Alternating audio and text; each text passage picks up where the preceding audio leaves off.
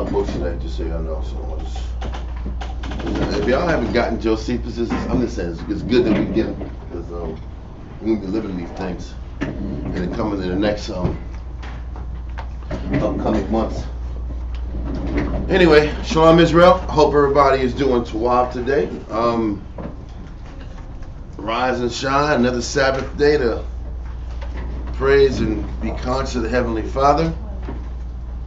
Shout out to all the schools out here getting the work in. ISBHPK Houston, ISBHPK Virginia, ISBHPK Rochester, Sword of Truth, San Antonio, ISBHPK. Teaching out there in Guatemala with this congregation in California and other different locations in the States, and Amiyatazah, sorry, in London and in Britain. Shalom to everybody. Hoping everybody's doing well and doing okay. We're going to get started on our prayers. You got your stuff ready, sir? Prayers. And take a little time to send our prayers to the Most High first before we go into our class. Oh man! Heck yes!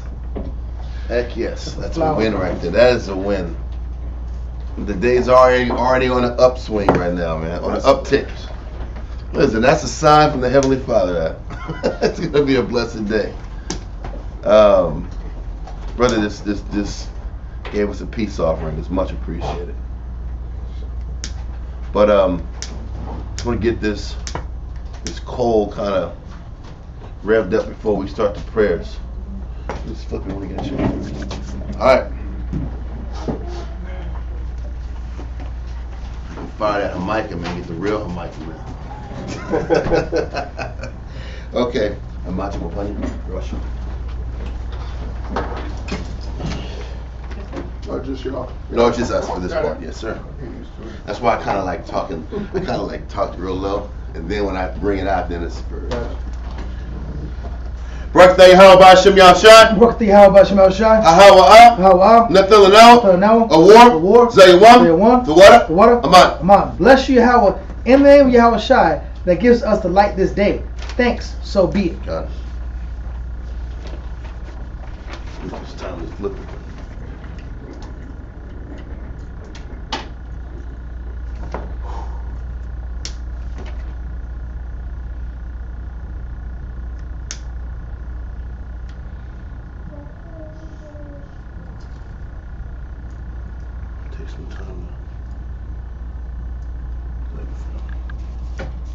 Baruch Thee Yahweh B'Shem Yahshai. Baruch Thee Yahweh B'Shem Yahshai. Ahawa. Nathalanel. Rayach. Nayachachah. The water. Aman. Bless you, Yahweh, in the name of Yahweh Shai, that gives us sweet savor. Thank you, so be it.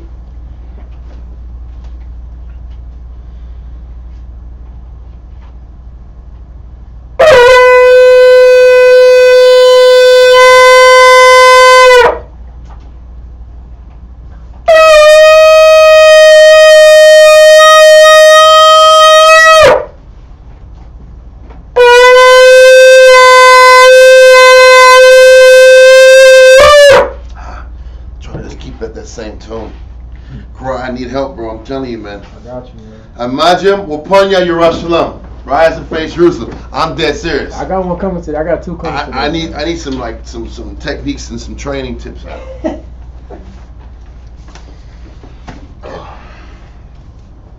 Baruch Thee Yahweh B'Shem Yahshai. Baruch Thee Yahweh B'Shem Yahshai. Hahawa. Nathalanel. Hashabbat. Bashalom. The water. Aman. Bless you, Yahweh, in the name of Yahweh Shai, that gives us the Sabbath in peace. Thank you, so be it. Okay. Psalms 121. Anashya, Ayanyamya, Haharyam, Ma'aya, Yabu'a, Aizoya, Yabu'a, Ma, Yahweh, Sha'aisha, Shemayim, Wa'aratiza, La'a, Yonathan, Lamawat, Regalia, Yala'a, Nawam, Shashamoya, Hana, Yala'a, Yala'a, Yawam, Wala'a, Yashan, Shashawamar, Yasharala, Yahweh, Shemaya, Yahweh, Tazalia, Ayo, Yanyamya, Yad, Hashemash, Yala'a, Hakaya, Bayawam, Wala'a, Habana, Balayala, Yahweh, Yashamoya, Makol, Right, Yashamor, Napasha, Yahweh, Yashamor, Hawalakia, Wabuaya, Ma'aitha, I will Aman. I will lift up my eyes into the hills, from whence cometh my help. My help come from the Lord, which made heaven and earth. He will not suffer thy foot to be moved. He that keepeth thee will not slumber. Behold, he that keepeth Israel shall neither slumber nor sleep. The Lord is thy keeper. The Lord is thy shade upon thy right hand. The sun shall not smite thee by day, nor the moon by night. The Lord shall preserve thee from all evil. He shall preserve thy soul. The Lord shall preserve thy going out and thy coming in, from this time forth and even forevermore. Amen. Israelite Credo. Shema Yashala, Yahweh, Eloheinu, Yahweh, Echad. Shema Yashala, Yahweh, Eloheinu, Yahweh, Echad. Shema Yashala, Yahweh, Eloheinu, Yahweh, Echad. Hear Israel, Yahweh our power. Yahweh is one. Lord's Prayer. Abanaw, Shabbat Shemayim, Quadash, Haya, Shemka, Yahweh, Malakwatka, Thaba'ab, Ratazaka, Haya, Aisha, Ba'aratiza, Kawab, Haya, Bashamayim, Natan Lanao, Lacham, Kol, Yawam, Wasalachna, Chawatina, Kasalachna, Watina, Wala'a, Thabia, Banasawan, Abo, Hawashino, Mayan, Rai, Kaya, Laka, Amlakwa, Waha'ara, Wahathapa'ara, Amen. Our Father which art in heaven, hallowed be thy name. Thy kingdom come, thy will be done, on earth as it is in heaven. Give us this day our daily bread, and forgive our debts as we forgive our debtors. And lead us not into temptation, but deliver us from evil. For thine is the kingdom, and the power, and the glory, forever. Amen. 10 Commandments. La'a Yahaya, Laka, Alahaya, Achaya, Ayo, Panya. Thou shalt have no other powers before me. 2. La'a, Tha'aina, Laka, Pasal, Wala'a, Tha'aibaram. Thou shalt not make unto thee any graven image, nor serve them. Number 3. La'a, Talach Sham, Yahweh, Bashawa. Thou shalt not take the name of the Lord thy power in vain. 4. Zakar, Hayawam, Hashabat, Lakwadashwa. Remember the Sabbath day to keep it holy. 5. Kabad, Abaka, Ya'amaka. Honor thy father and thy mother. Number 6. La'a, Tharatiza. Thou shalt not kill, murder. Number 7.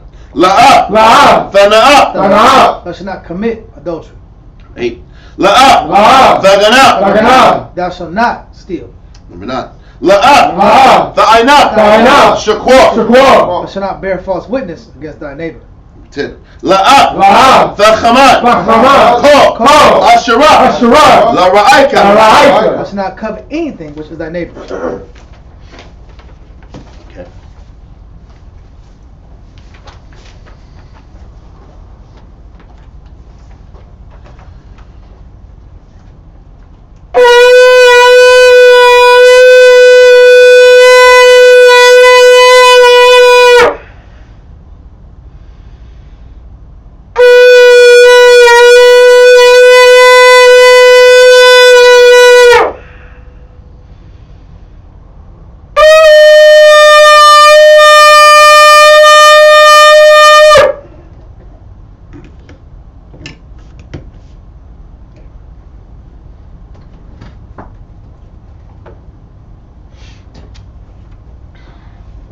Barakatah Yahweh Ba'Shem Yahushai. Barakatah Yahweh Ba'Shem Yahushai. Ahawa'ah.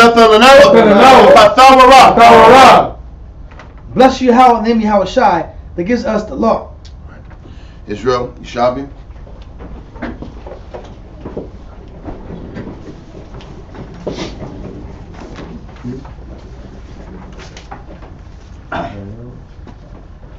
All right. Last week we had tried to get into the census, but the time was running short, and we just really had the time to get it done. I wanted to start 1 Kings clean this week, but it's going to be all right.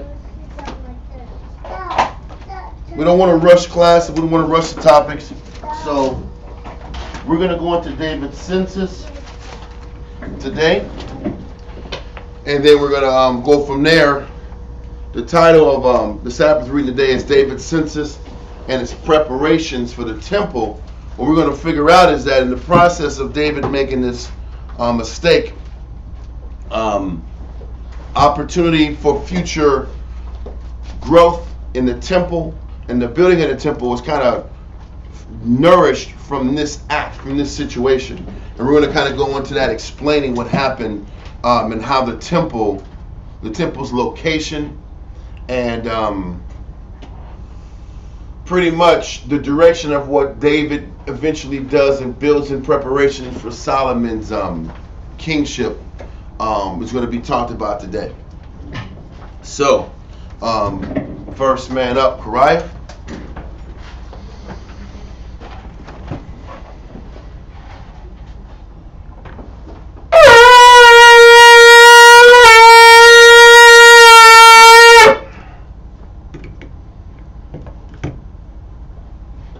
Kariah, Shah Shabbatah, Banashah, Banyasha'ala. Kariah, Shah Shabbatah, Banashah, Banyasha'ala. Amajah. Rock.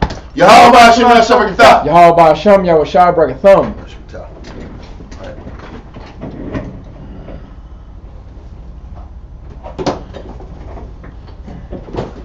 I'm about to go with the one with the extra flowers.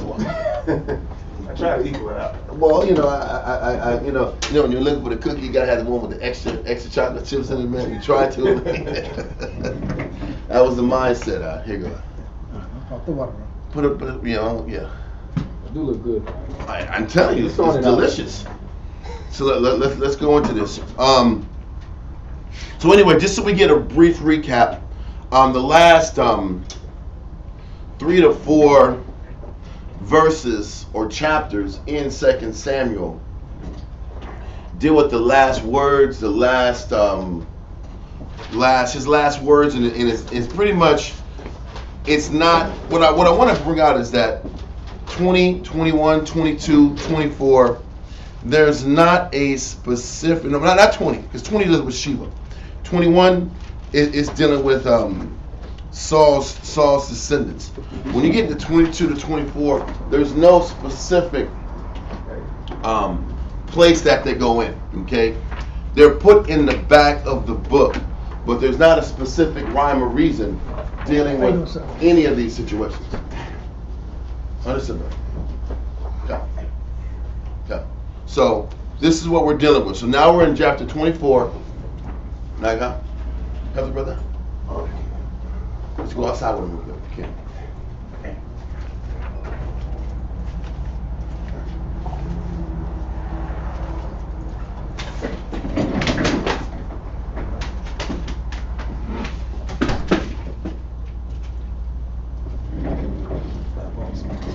Huh? No, it's cool. It's all. It's all good. Children of the Lord are coming around, and that's all that matters. So know who that was, but it was a child of God. So we're gonna sit back and leave it at that. Okay, 24:1. This is the last chapter of 2 Samuel, and like I said, there is not a particular order when you're dealing with these last few chapters. These are just different stories or recollections put in the back of the book. Let's get it.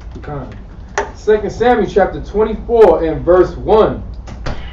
And again, the anger of the Most High was kindled against Israel, and he moved David against them to say, Go, number Israel and Judah. Now see how this chapter is kind of even starting off. It says, the anger of the Most High was kindled against Israel. So obviously during David's time, Israel was performing some type of wickedness that pissed off the Most High, for the Most High to sit back here and start to act or help put in David's mind to do this negative act. Read it from the top again. And again, the anger of the Most High was kindled against Israel, and he moved David against them to say, "Go, number Israel and Judah." So something moved David to sit back here and go ahead and greenlight the census of the nation of Israel. Okay? Hold this verse. We got to take a little time to kind of build this story up. So we're going to hold this verse and we're going to jump to first. Let's go to the Josephus. Josephus, book 7, chapter 13, paragraph 1. And then we'll get another verse in Chronicles to kind of expand and explain how this thing was going on and what happened. Matter of fact, no, not yet. Okay. Hold that. We're going to go there. But what I want to do first is go to 1 Chronicles 21 and 1. Yeah, let Nagaha do that one. And then you hold yours. And then jump to Chronicles. I got this precept. No, we already on it, brother. 1 Chronicles 21 and 1. So we just read that the anger of the Most High was kindled towards Israel. So the Most High was upset with Israel anyway. And he kindled and he helped feed this mindset.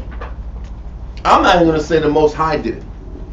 But that spirit was moved into David to do negative. We're going to explain that. Read 1 Chronicles 21 and verse 1. 1 Chronicles 21, verse 1.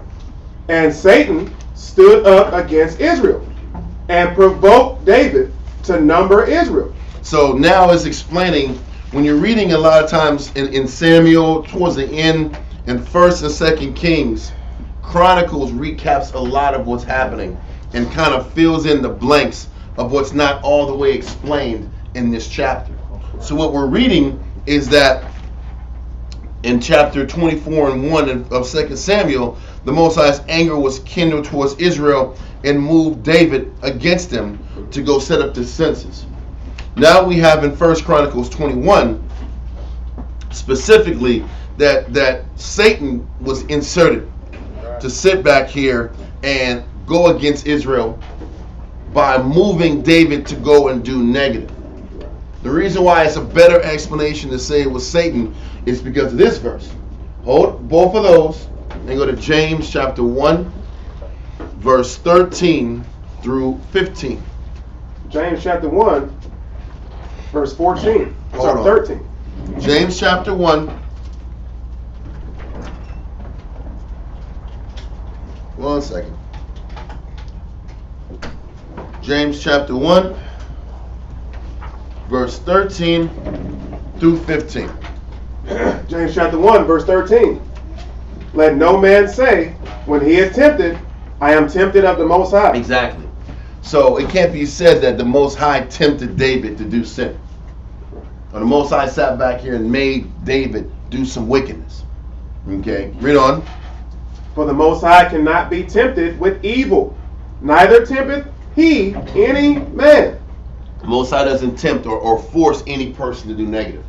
The Most High doesn't sit back and make a person just do negative. They do negative because it's already inside of them. So all even Satan did was expose something that was already in David. And what we're going to go into is the motivations behind David doing this in a second. But before we go into his motivations, I just want to clarify the Most High didn't sit back here and make David do anything. Okay, but all the Most High did is he acknowledged that Israel was sinning. The nation was off. So now David's vulnerabilities was exposed to end up cutting and destroying and checking Israel for their actions. So read on in James. Verse 14. But every man is tempted when he is drawn away of his own lust and enticed. So David's lust, when it says Satan sat back in here and entered into David, all it meant was that his lust took over. David's negative inclinations took over to make him make the decision of establishing the census, which ended up punishing Israel anyway. Okay, read on. Verse 15. Then when lust hath conceived, it bringeth forth sin. Mm-hmm. And sin, when it is finished, bringeth forth death. But that sin and that lust that turns into sin comes from within inside it. It's not from Satan or the Most High. Okay? So it's just explaining how Satan was able to manipulate the negative that was already inside David to get David to make this mistake that ended up spiraling out and punishing Israel. But ultimately, Israel was the one that was sinning in the first place. So what I need to do is go back to 1 Chronicles 21 and 1 again. Okay. But Okay. 1 Chronicles 21 and 1. And Satan stood up against Israel and provoked David to number Israel. so now he was provoked by his own negative. Satan just exposed something that was already in him. Right. Didn't the scripture tell us about how Satan is a roaring lion seeking whom he may devour? Okay. That's in another verse. And all that means is Satan's just looking for a weakness in what's inside of you already to expose. There's already negative inside of you. Yeah. Satan just has an ability to sit back here, find it, and expose it. But it still comes from inside of you. What's that? It's like that. It's like a big pot and all this stuff that's just sitting at the bottom. Mhm. And someone comes to stir the pot and Exactly. picks up all that stuff from the bottom of the pot. It was there. Oh, that leaven. That leaven was already there. That leaven was there. Everyone was there. Huh? That leaven was there, and it just got exposed. It got brought to the front, to the forefront. So now we got that. Now we're gonna go back to 2 Samuel 24 and 1. 2 Samuel chapter 24 verse 1. And again, the anger of the Most High was kindled against Israel. Hold on one second. He says, I'm just looking at your question. It says, isn't good and evil created by the Most High? Yes, the Most High created all things. But it's not the Most High's fault that we sinned. There's a lot of times we'll say that we're tempted and the Most High forced me to sin. The Most High didn't force me to do anything. We made the choice to sit back here and sin. Now on a grander scale, on a nationalistic scale, the Most High did choose everybody to play a part. Now I remember I was passing by, Shasharon was kind of talking about everybody had their different roles in the grand scheme of life, and that's all a fact too. There's a certain type of nation, people that is built to play the role of the negative, and there's people that were created to play the role of the righteous. It says there's wicked things for the wicked and there's righteous things for the righteous. God. But if the righteous sit here and won't be wicked, they're out of their role. They made a decision. You're making your decision to not play the part you're supposed to play. Okay. The wicked nature is for the nations. God. For them. He said, it even tells you that in Deuteronomy. I think it's Exodus where it says, no, it's Deuteronomy, where their vine is in the vine of Sodom and Gomorrah. Yeah. That's where their root was from, the nations. So all I'm trying to say is I don't want to get too deep, because now we're going into a free will question. Yeah. And is there such thing as free will? And I'll save that argument for another day. But what I do want to go into is just talking about this David situation. The Most High needed to find a way to expose and to punish the people. And what he did is that he used negative that was inside of David to bring out an issue and for Israel to get punished. Okay? So now give me verse 1 again, Karai. 2 Samuel chapter 24 verse 1.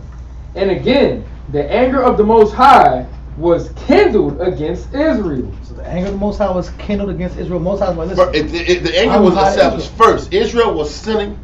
Israel as a nation was pissing me off. so anyway. they had a good king. Yep. Pretty decent king. Yep. Israel's still doing what they want to do. Yes. How about that? Israel still wanted to play the game. Israel's gonna be wicked regardless. God. So they have wicked king. So the Most High is gonna sit back All here righteous now and king. find a way to punish and sting Israel, and he was gonna use David to get it done through his own negative. Okay. Now let's continue. And he moved David against them to say, Go, number Israel and Judah. Khan. For the king said to Joab, the captain of the host. Give me 1 second. There's a verse that I put in here to go do this. Matter of fact, let me see. This is the right thing. No, you know what? Let's just keep going. I don't want to go here because hold on a second.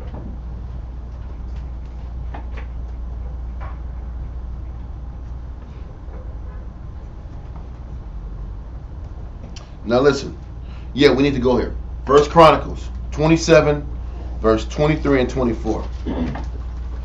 First Chronicles chapter 27 and verse 23. Whenever you're ready, sir. Matter of fact, I want to make sure that I'm not talking about a different set of scenarios. Yeah, read that 27 and 23. Con.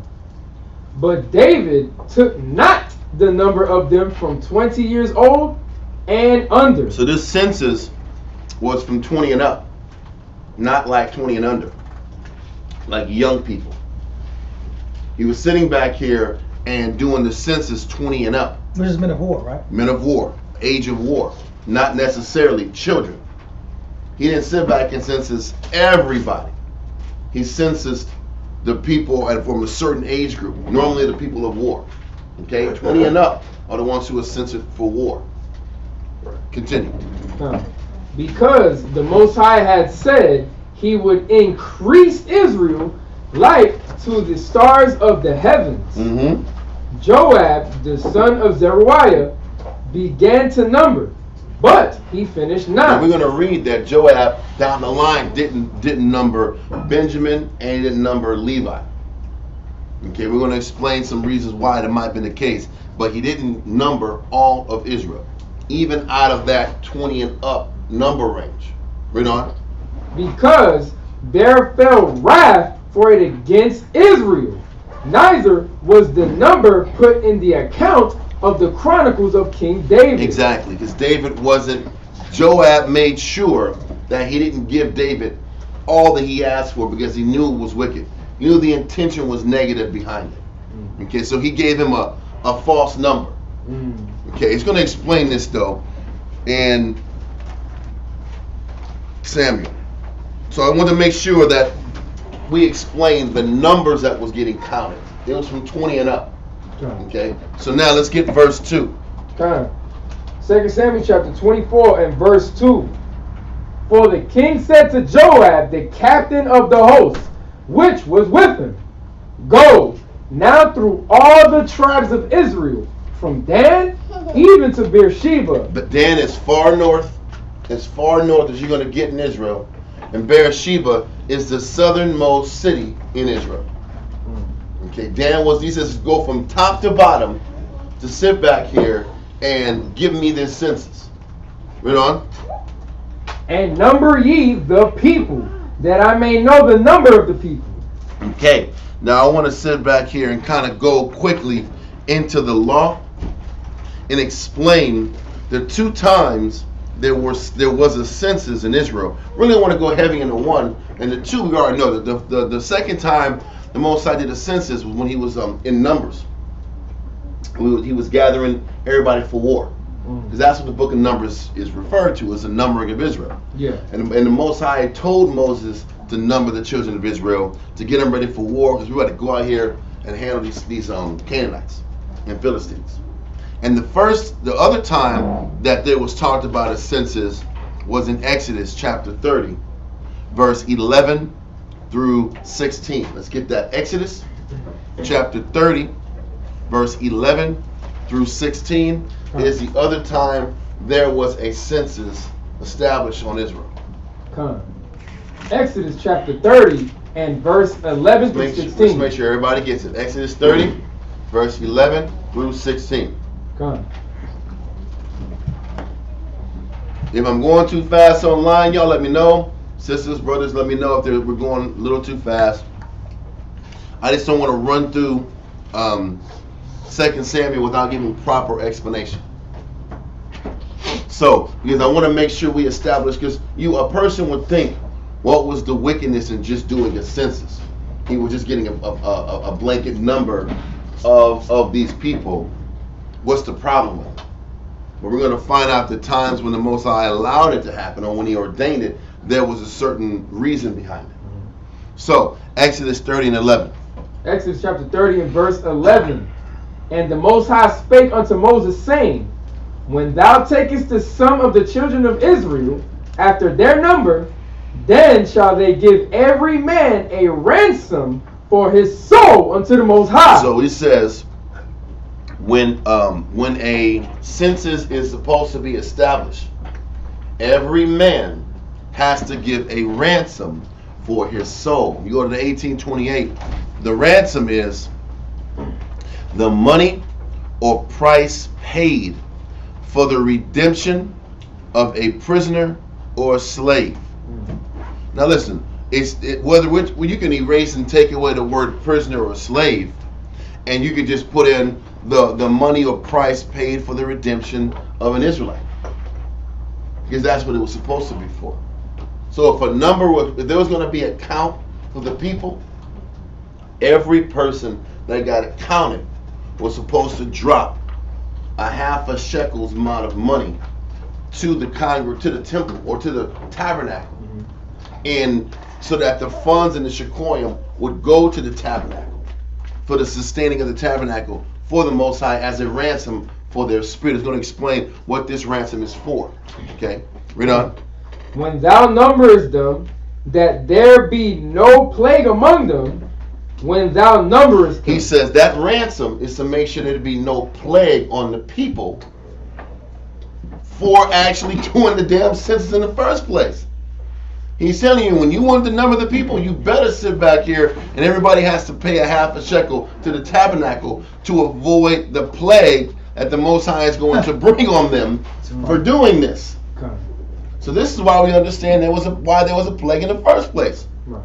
When you count the people and you're not having everybody drop a half a shekel to give to the tabernacle, then you're bringing a curse on to your land and to the people. Like an atonement. Exactly. Okay, read on. Verse 13. This they shall give everyone that passeth among them that are numbered, half a shekel after the shekel of the sanctuary. Half a shekel after the shekel of the sanctuary, meaning half a shekel, the same monetary system that's used by the people in the sanctuary, by the Levitical priest. Read on. A shekel is 20 gerahs. A half shekel shall be the offering of the Most High. And that offering keeps the plague from you, keeps the punishment from you. Read on. Everyone that passeth among them that are numbered from 20 years old and above shall give an offering unto the Most High. It's still that 20 and up scenario that we just read about in 2 Chronicles 27, verse 23 and 24. Read on. The rich shall not give more, and the poor shall not give less than half a shekel. When they give an offering unto the Most High to make an atonement for your soul. The shekoyim is across the board the same. That's it. Read on. And thou shalt take the atonement money of the children of Israel, and shall appoint it for the service of the tabernacle of the congregation. So he's also telling you the reason that the monies was put together was for the service of the congregation. For the service of the tabernacle. Excuse me. That's what the money was for in the first place. It was to protect the people from the plague, and the money was supposed to go to the service of the school anyway. Yes, sir? I just think that was an awesome point. It kind of goes back to like the Christian church mindset. Like people think that because I'm giving more of an amount, more of a certain amount of money, that means I may care more. This represents I care more. The Most High made the same across the board. It's more about the mindset. Where's your mindset at? Where you at spiritually when you're giving it. I don't care how much you give me. Because everybody's going to give what they have anyway. What's affordable to them anyway. Right. But it wasn't about money. Exactly. But we're just just for understanding's sake, we're just kind of painting a picture about this is what census when they did a census in the past, it was to sit back here. Each person had to be numbered and pay out to avoid the plague. And also the other times there was a census, you would read in the book of Numbers about it. And in the book of Numbers it talked about what? We had to find out who's available to go to war. So it was for the congregation and for war purposes. It was still, both times that there was a census, it was under orders of the Heavenly Father. It wasn't just from some man deciding to count everybody up and posse them up and get this done. So we're going to go briefly into the possible intentions behind why David did it in the first place. So what I first want to do is read into this Matthew Henry's commentary. Okay? And it talks about what happened with David. It says, I'm just going to read from the top. Read it from down there. Gotcha. Just read from here down. All right. Verse 1 through 9. The orders which David gave to Joab to number the people of Israel and Judah. 1, 2.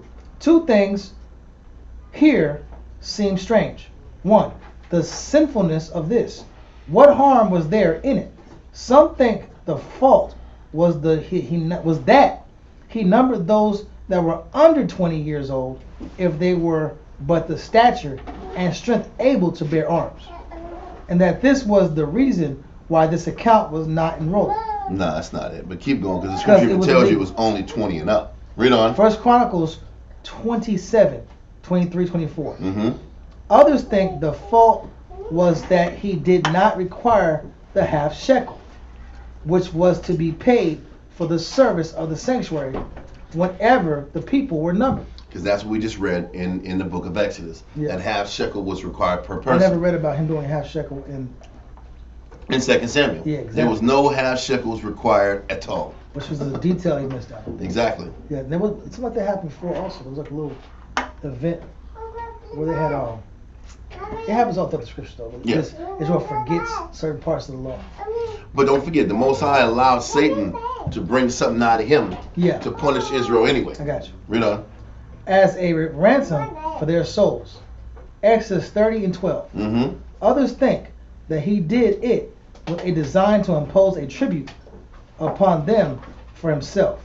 Because there was a good possibility he was numbering the people so he could tax them down the line. And that would be a man-made reason and motivation. That's the wrong to get something done. Exactly. And they was talking about how he was looking at the other kings and seeing what they flowed in wealth. Exactly. It's kind of bothering him a little bit. God. To be put into his sanctuary. But nothing of this appears, nor was David ever a raiser of taxes. This was the fault, that he had no orders from the Most High to do it. So another fault was that he never got the order and clearance from the Most High to get this thing done in the first place. The Most High never said, David, get up and do a census of my people. That was never an option because the Most High never told him to do that. So he was still operating on his own desires, his own impulses, his own mindset. God, read on. Some think that it was an affront to the ancient promise which the Most High made to Abraham, that his seed should be innumerable as the dust of the earth. It savored of distrust of that promise. That which was the worst thing in numbering the people was that David did it in the pride of his heart, which was Hezekiah's sin in showing his treasures to the ambassadors. It was a proud conceit of his own greatness in having the command of so numerous a people. So there was pride behind getting a number of the people. The pride was saying, our kingdom is this large, we're this potent, we're this innumerable. There's pride in that. Okay, read on. It was a proud confidence in his own strength by publishing among the nations the number of his people. He thought to appear more formidable. Don't forget, the Most High says, don't be confident in a what? Plain way. In a plain way. Okay, but keep going. The spring from which it is here said. No. I just wanted the yellow part. Okay. No, I don't want that. So we'll hold off on that, and then we'll go now to the Josephus to explain what he says about the reasoning behind David's move. So we go now to Antiquities of the Jews, book 7, chapter 13, paragraph 1. Yes, sis? Can you say Matthew who? Oh, this book, it was Matthew Henry's commentary. Matthew Henry's Bible commentary, I would imagine. And the part of that was just about why David. It was just about why David did what he did. It's just trying to go through different explanations as to why, because it just said it was negative. Yeah. In second Samuel and different scholars said there's different reasonings for why it could have happened. Why it could have been negative, why it could have been off. We know the intention was wrong. That's why it says Satan went into his heart. But it just doesn't get specific as to the why. So when you're in a situation like this where the answers are vague, all you can do is go off what the law says, go off with what basic common sense would tell you in comparison to what the law says. You know what I mean? Now, if the law was like, listen, you're not supposed to do it, you're supposed to get, everybody got to pay a shekel. We never read about the shekel. And the shekel was never required, and nothing ever went to the tabernacle. We also know that he never said that he was going to tax the people. That was never said. But that doesn't mean that wasn't going to be the second thing that happened. Who knows? Maybe that was the intention, to tax him. After he got the number, he could decide how much he wants to pull from the people. That could be the reason. Or it could be about feeding his pride and his ego to see how large his army could be. Or it could be the idea that he's gonna sit back here and start drafting men into an army. Who knows? But these are different reasons as to why it could have went down. And our job is to at least paint the picture as to the possible whys and let it be from there. Because there's not a specific reason why he did it that was talked about. It says Satan rose up against him. And Most High was, man, ultimately, the reason he let all this happen was because Israel was sinning in the first place. Yeah. And he wanted to find a way to sting those sinners. And this is the way he got it done. And a lot of people got stung. Now, listen, 70,000. That's a lot. But what it shows is that if we're negative, when the Most High decides to sting, there's a list. He has a list of who he wants to get. That's scary, bro. 70,000 people on this kill list, the Most High had. Yep. That's scary. And you have safety. People say, I have safety around me. I have these walls concealing me. I have weapons. I got protection.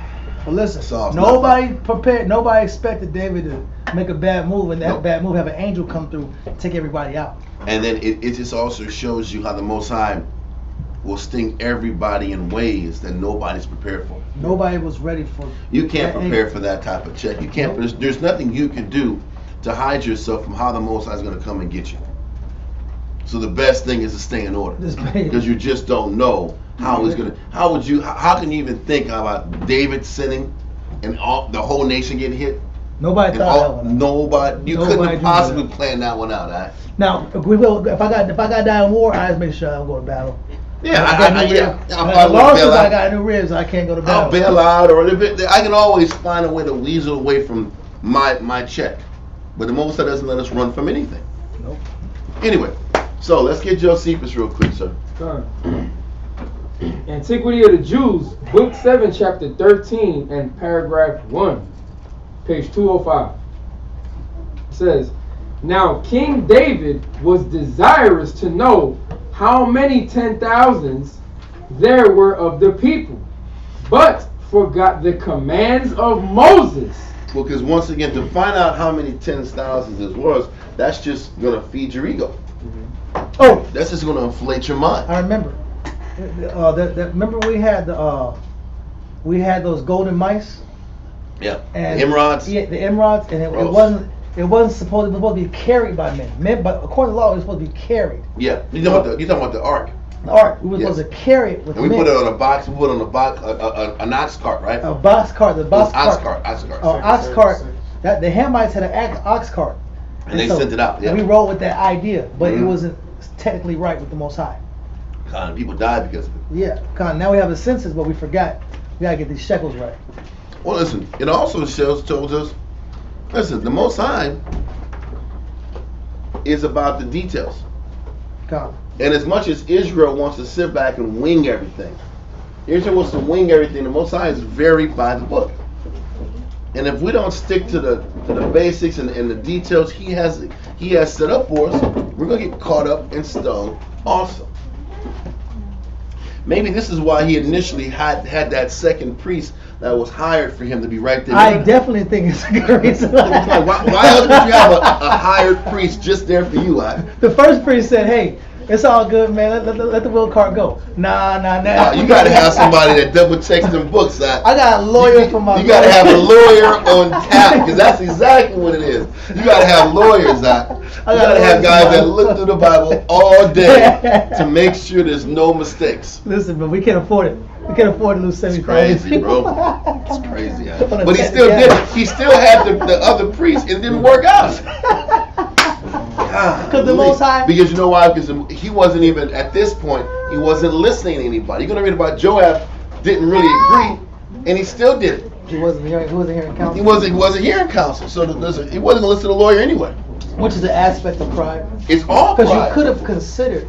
And he could have threw it out there and just saw what men thought, and they would have shut it down. So let's keep going.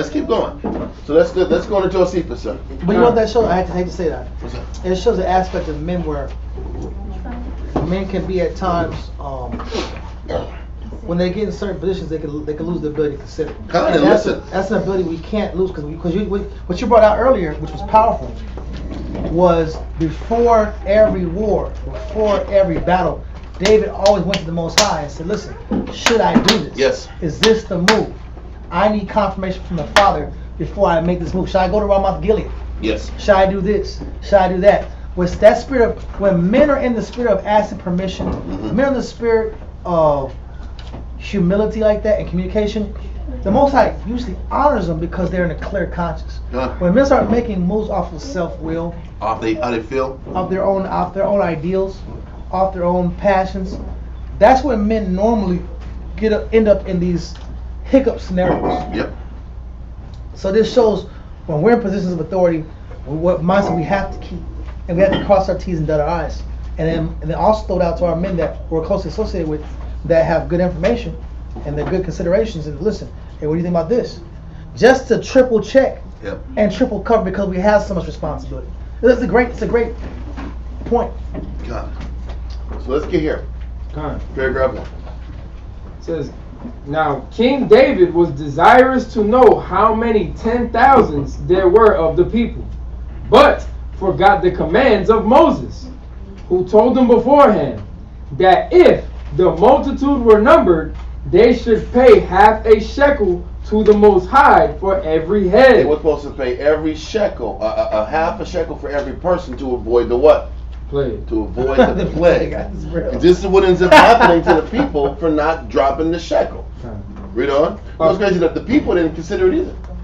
The whole nation didn't drop a shekel. Nobody was reading Bible verses. Wasn't reading like that. Nobody was reading like that. That's on the war. They wasn't reading. If you was smart, hey man, I got 5 people. Listen, I got here's 2.5 shekels for the 5 people I got here. I can't get hit. Off this here, Joab, take this beat. No, that wouldn't happen in that. You know what it also shows though? It shows Jews don't read. When Israel, how about that one? Yeah. Jews don't read books. Look, Israel will fight. Jews will sing and dance and go to gatherings and eat barbecue out. But they won't read that. Most of us won't. What you gonna say that? No, it just shows Israel wants to be one-dimensional. I'll read, but I won't fight. Yeah. I'll fight, but I won't read. I'll be ceremonial, but I won't sit here and deal with my brother. I'll deal with my brother, but I won't sit here and make sure I'm taking care of all my responsibilities, checking my. It's still the spirit of choosing what aspect of the scriptures I want to lean on. And really, it's focusing on what I'm good at. There you go. That's really what we want to focus on. What we're good at. Yeah. Is that bench press spirit. Yeah. Anyway, we got plenty to go. I'm going there. Let's go. Okay. See, now y'all trying to pull me into some interman stuff. I don't want to go there. No, we're going just to go to the Torah today. It's the Torah. Seeking comfort. Yeah, man. But let's keep going. Fine. Accordingly, the king commanded Joab, the captain of his host, to go and number the whole multitude. But when he said there were no necessity for such a numeration, this is what Joab said. There's no need to do this. Why are we doing this? Why are we turning up like this? Read on. He was not persuaded to countermand it, but he enjoined him to make no delay. He said, man, listen, hurry up. This is the order. Follow the order. Stop. I don't want to hear it. Follow my orders. So what does he got to do? Got to do it. Got to follow his orders. Okay. It is what it is. You keep going up. Okay. But to go about the numbering of the Hebrews immediately. So Joab took with him the heads of the tribes and the scribes, and went over the country of the Israelites, and took notice how numerous the multitude were, and returned to Jerusalem to the king after 9 months and 20 days. That's a long damn time to get this done. I'm trying to find it. I had it earlier. Took forever. On top of normal responsibilities.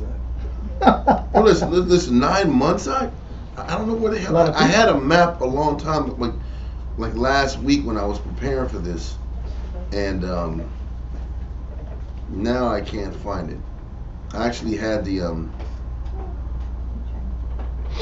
the map that showed the path that he went. Now it doesn't want to show up.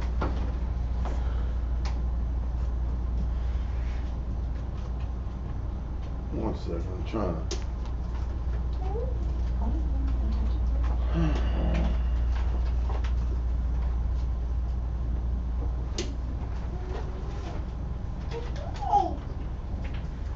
I think I better find it. I had it and now it's not here.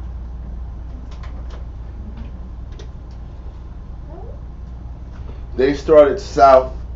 Remember, they started south and worked their way to the east of the Jordan, and worked their way up and came back around the west coast. Anyway, I don't have it. Read that part again. It says, but he enjoyed himself to make no delay. But he enjoyed him to make no delay. So David said, listen, hurry up, don't mess around, and let's get this done. But to go about the numbering of the Hebrews immediately. So Joab took with him the heads of the tribes and the scribes, and went over the country of the Israelites, and took notice how numerous the multitude were, and returned to Jerusalem to the king after 9 months and 20 days.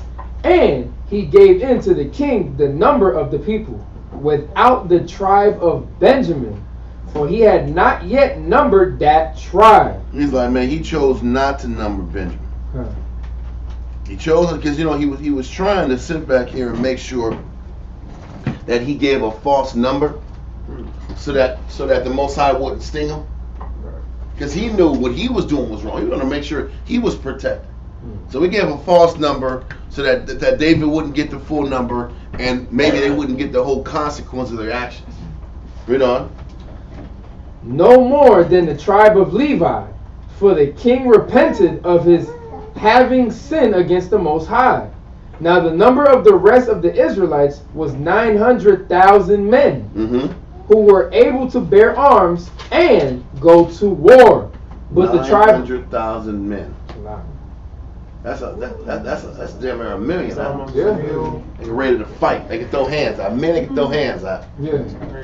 And that's why when we read in that commentary, it says that David counted below 20. It wasn't that. He counted 20 and up.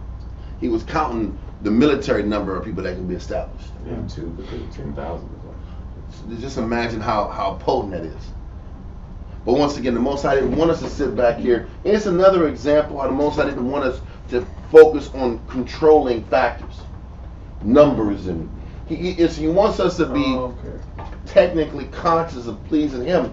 But He didn't want us to be caught up in the numbers. Because this will give you an overinflated sense of ego and pride about yourself. I don't need the Most High. I got this. I got 950,000 on deck. Like Esau. Exactly. A whole million? You can't even say a $250,000. You gotta say a whole million?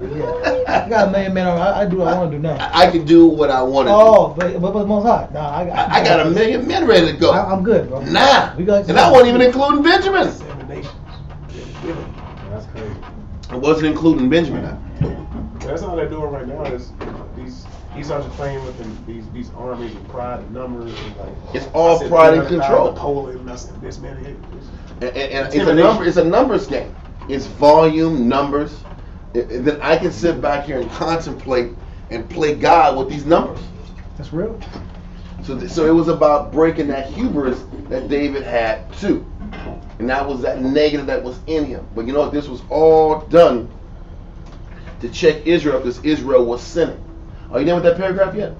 There's only one sentence left. Finish it. It says, but the tribe of Judah by itself was 400,000 men. That's insane. Half the army was Judah. That's crazy. Well, what about everybody else? None had tribes that had nothing. Where was their warriors at? I don't know. Don't make sense. I don't know. That's what it was. Well, Benjamin was going to be another 300. You know that. We was going to be over 1 million fighters. With Benjamin. Anyway, maybe not as much because Benjamin's numbers were smaller because of the wickedness they was doing in the book of Judges. So they still had some numbers, but it wasn't the same. Because Benjamin was tripping back then. So we let that go, huh? Don't put these fake Benjamite sounds out. There was about to be a fake Benjamite communication right now. That's very insulting, Come on, man. Nobody wants to hear that kind of crap. It's really the wrong thing to say. It doesn't sound like Benjamin talk. We might think it is, but it's not. Let's go back to 2 Samuel 24 and verse 2 now. Come. 2 Samuel chapter 24 and verse 2. For the king said to Joab, the captain of the host, which was with him, go now through all the tribes of Israel, from Dan even to Beersheba, and number ye the people, that I may know the number of the people. Mm-hmm. And Joab said unto the king, now the Most High, thy power, add unto the people, how many soever they be, an hundredfold, and that the eyes of my lord the king may see it. But why doth my lord the king delight in this thing? Because it still wasn't really answered. Why are you so gung-ho about numbering these people, man? We all know the Most High is making us larger. Why take it here? Read on. Notwithstanding, the king's word prevailed against Joab. He still didn't give him an answer. He said, go follow orders, bro. Read on. And against the captains of the host. You know, Dave was like, man, you can't tell me nothing. You sitting right here killing captains left and right, breaking orders, killing my son. Come on, get out of here, bro. Do this damn order. You ain't got the right to tell me I'm off. I'm out the spirit now. Keep going out. Then Joab and the captains of the host went out from the presence of the king to number the people of Israel.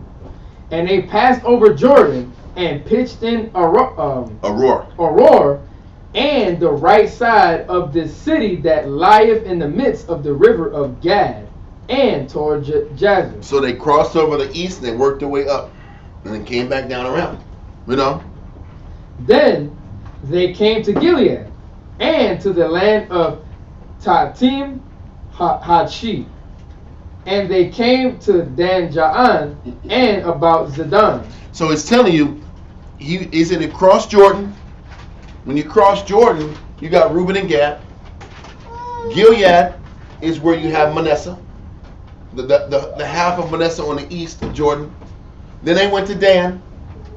Then it says they went to Zidon, which is Tyre and Zidon, which is towards the coast, to the west, northwest coast of Israel. And then they would have hit up, it was Dan, then it was Zebulon, it was Issachar, it was Asher, exactly. Then it works your way down to Ephraim, the other half of Manasseh. Then it takes you down to Judah and then Benjamin. Okay? But keep going. Verse 7. Yeah, like I said, I had a map. It's not there anymore. But yeah, that's just where it went. Here, up there, and worked around. But keep going. Verse 7. and came to the stronghold of Tyre, and to all the cities of the Hivites, and of the Canaanites, and they went out to the south of Judah, even to Beersheba. Beersheba is where Simeon is. Beersheba is like is a little small tribe. It's here, then Judah surrounds Beersheba, or Judah surrounds the land of Simeon. Okay, in the south. And they don't tell you that, but Simeon was in the south, and that's where Judah was. It was, but they were just classified damn near as Judah half the time. Okay, so now they named a bunch of nations, but the nations weren't numbered. We were numbered. Okay, read on. So when they had gone through all the land, they came to Jerusalem at the end of 9 months and 20 days. And Joab gave up the sum of the number of the people unto the king. And there were in Israel 800,000 valiant men that drew the sword. And the men of Judah were 500,000 men. Now these numbers are different than the numbers here. So this makes more sense, what the Bible says. Because it says 800,000 men in Israel and 500 in Judah. And that's still not including Benjamin. That's 1.3 million. And that's a real number. Read on. Okay. And David's heart smote him after that he had numbered the people. And David said unto the Most High, I have sinned greatly, and that I have done. And now I beseech thee, O Lord, take away the iniquity of thy servant, for I have done very foolishly. I don't understand it. Like, how would you know immediately you messed up? It's almost like he was. I don't want to say the word. Bewitched. I don't want to say the word. Bewitched. Huh? I don't want to say the word possessed. Bewitched. You're like, what was going going on? That trail, you know what I'm saying? But yeah. I was saying like he just like snapped into it, like whoa. What happened on the time when men sin? They're in the zone. Or was it after they sin? Then they remember, I shouldn't. What did I do? Yeah, you knew you were wrong when you were doing it all the time though. Because once the desire to do something goes away, then the reality sets in. I know. I sped down that street. That is bewitched. You're still bewitched. It happens in conversation too. Like you could be talking to your rib, and then in this moment, like Gator, don't play that. Right. Gator don't play that shit. And then all of a sudden, it's like, man, why did I just say that? I'm sorry. Right. I'm sorry. Why did I just say that? And what was that? Let me get a scripture. Gators better not do that. But you gotta study to get them gator spirits out of it. Gator comes out every once in a while. For those who know Gator, y'all know it's kind of funny, but. And then afterwards, you immediately have remorse for it. I was right with it. I should not have done this. And what was I doing, man? Anyway, so that's the understanding. Once he did it, he immediately regretted doing it and didn't know why he did it. So now we're here. He's asking the Most High for mercy and forgiveness because what he did was foolish. Hold that. Go to 1 Chronicles. We're trying to get all the accounts. 1 Chronicles 21, verse 2. 1 Chronicles chapter 21 and verse 2. Like how you read that one. 1 Chronicles chapter 21 verse 2.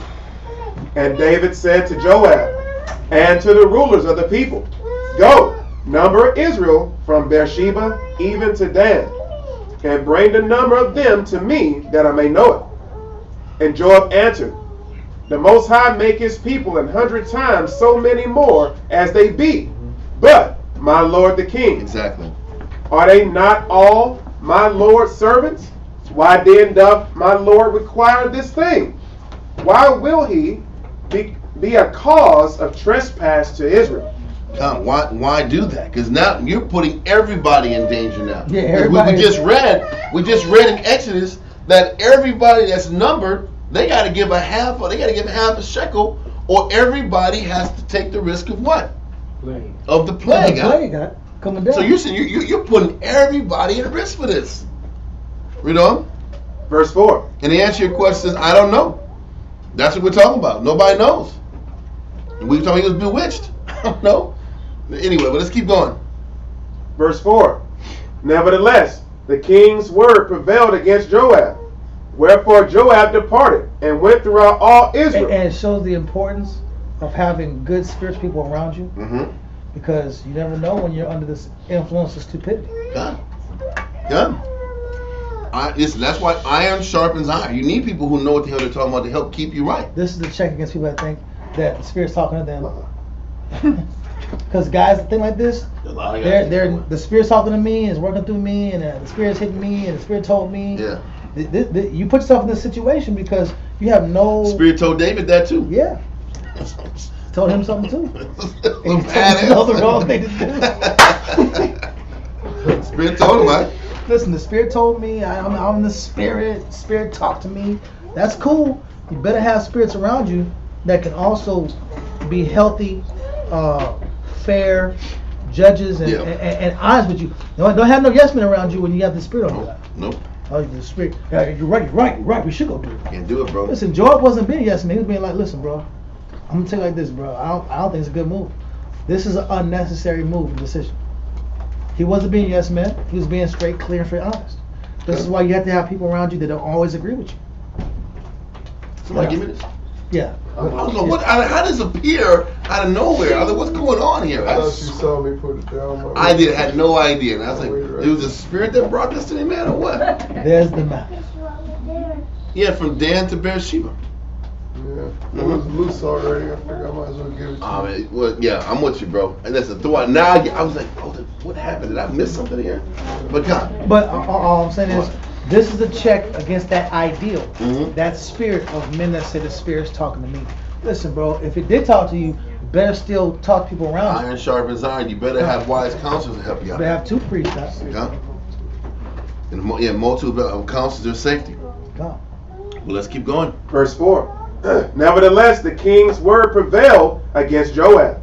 Wherefore Joab departed and went throughout all Israel, came to Jerusalem. And Joab gave the sum of the number of the people unto David. And all they of Israel were 1,000, and 100,000 men Thousand. that drew sword. And Judah was 400, 60, and 10,000 men that drew sword.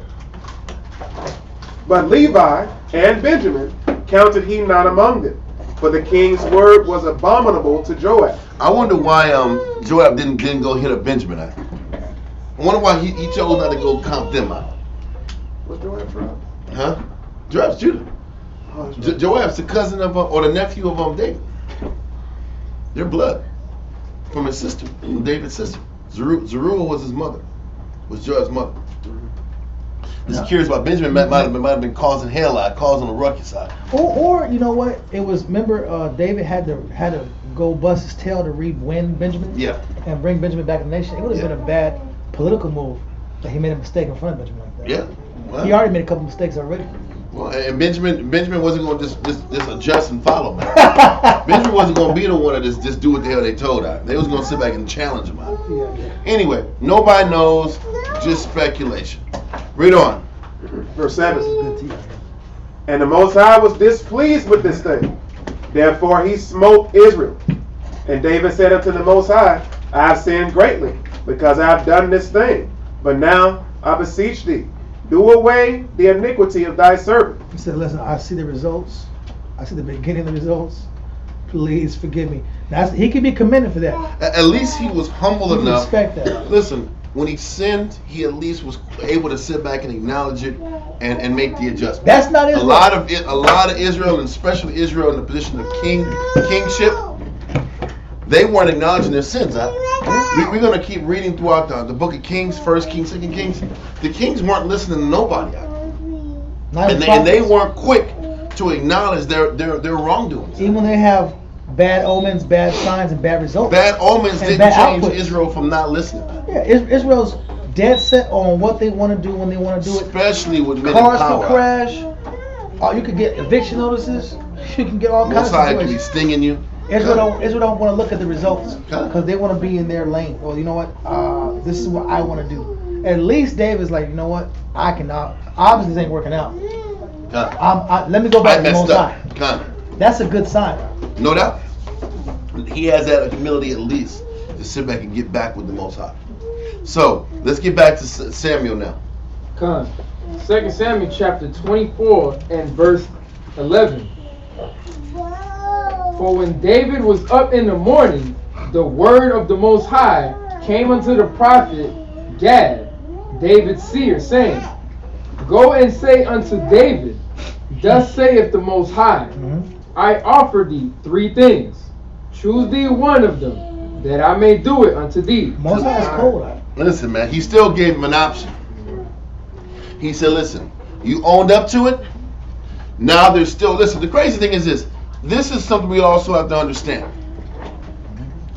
If you sin and you ask for forgiveness, does that mean the Most High is going to sit back here and forgive you? No. Yes. He forgive you. But there's what behind it? There's There's still a consequence. There's still a judgment for what you did. Listen, the Most High responded to him quickly. He said, you know what? I accept your apology. But you still got to lose something. Still accountability. Yes. A lot of times people make mistakes. We do negative things. And then we all say, well, I said I'm sorry. Does that mean I'm not supposed to sit back here and be judged? You still gonna get a spanking, huh? Just because I said I'm sorry doesn't mean I'm supposed to sit back here and be absolved from wrongdoing.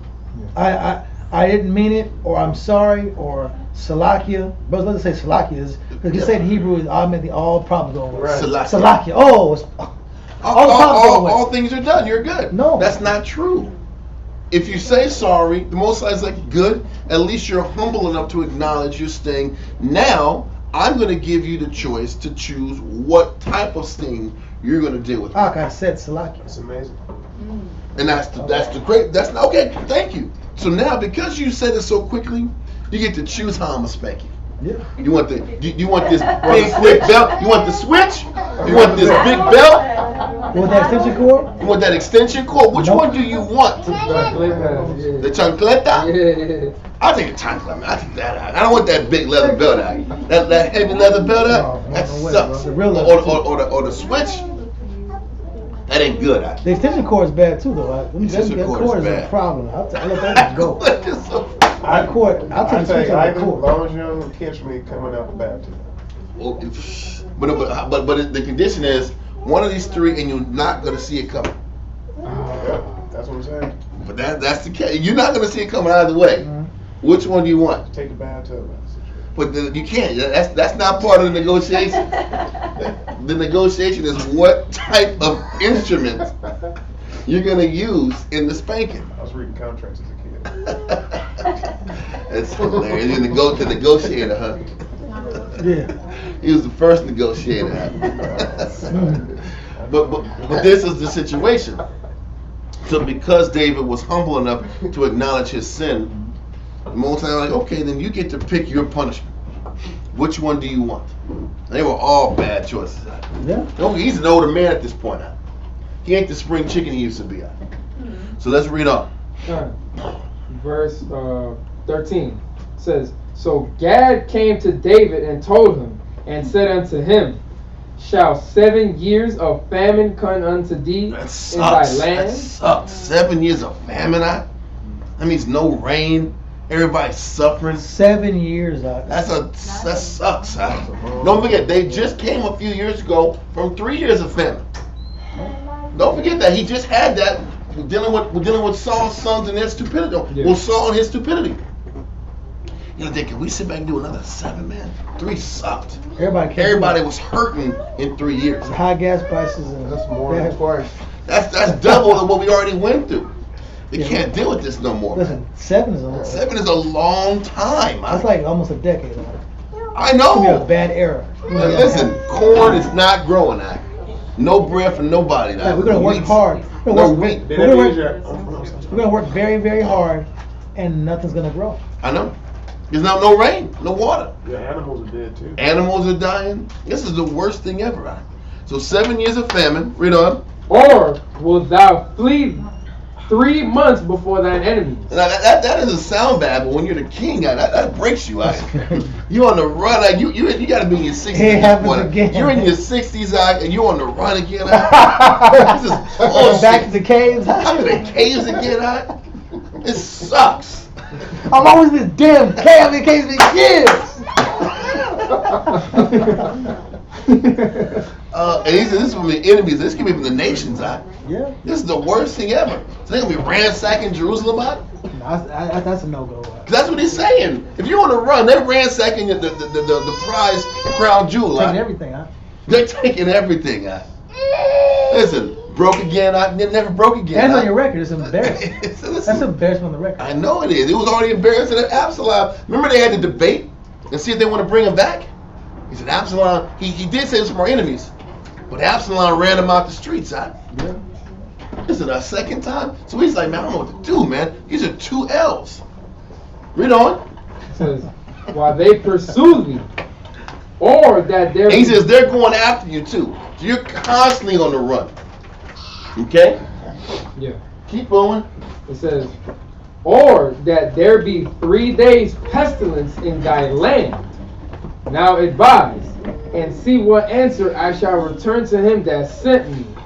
And David said unto Gad, I am in a great strait. I'm in a pickle. or like we always, I'm in a trick bag. Yeah. I'm in the damn trick bag. I don't know what to do. In 2 Samuel 24 and verse 14. So he's in a trick bag. David said, I'm in a great strait. Read on. Let us fall now into the hand of the Most High. He said, man, let the Most High choose. Oh man. That's better because you know what's cool? Because David had enough trust in the Most High, and the Most High be merciful. Listen, but that's a good angle. But it's still, these choices weren't good. That's why he said, let the Most High do it. Door number 3. Number 4. This is number 4. Whatever the Most High would choose, I'll just deal with the consequences. That's him choosing the famine, right? Well, no, he said let the Most High choose. Well, I got something special. Yeah, he didn't make a choice. He didn't make a choice. He said, I'm in great straits. Let us fall now into the hand of the Lord, for his mercies are great. But that mindset is still very, very powerful because it shows a man. He gave him his control again. Man. But once again, David has his flaws, but he'll always lock. It don't take him a long time to readjust. And that's a good quality. And that's what made him potent. It wasn't the fact that he was perfect. It was the fact that he would always readjust. And it didn't take him long to readjust back to the right mindset. Forever to change. It takes Israel long, extensive periods and hours and hours and hours of counsel, and then hours of bad scenarios and situations adding up and rock bottoms. Israel say, okay. Yeah, exactly. Oh, it's the Spirit's fine. I accept. But this is why David was a man of the Most High's heart. Yeah. Because he was like, you know what?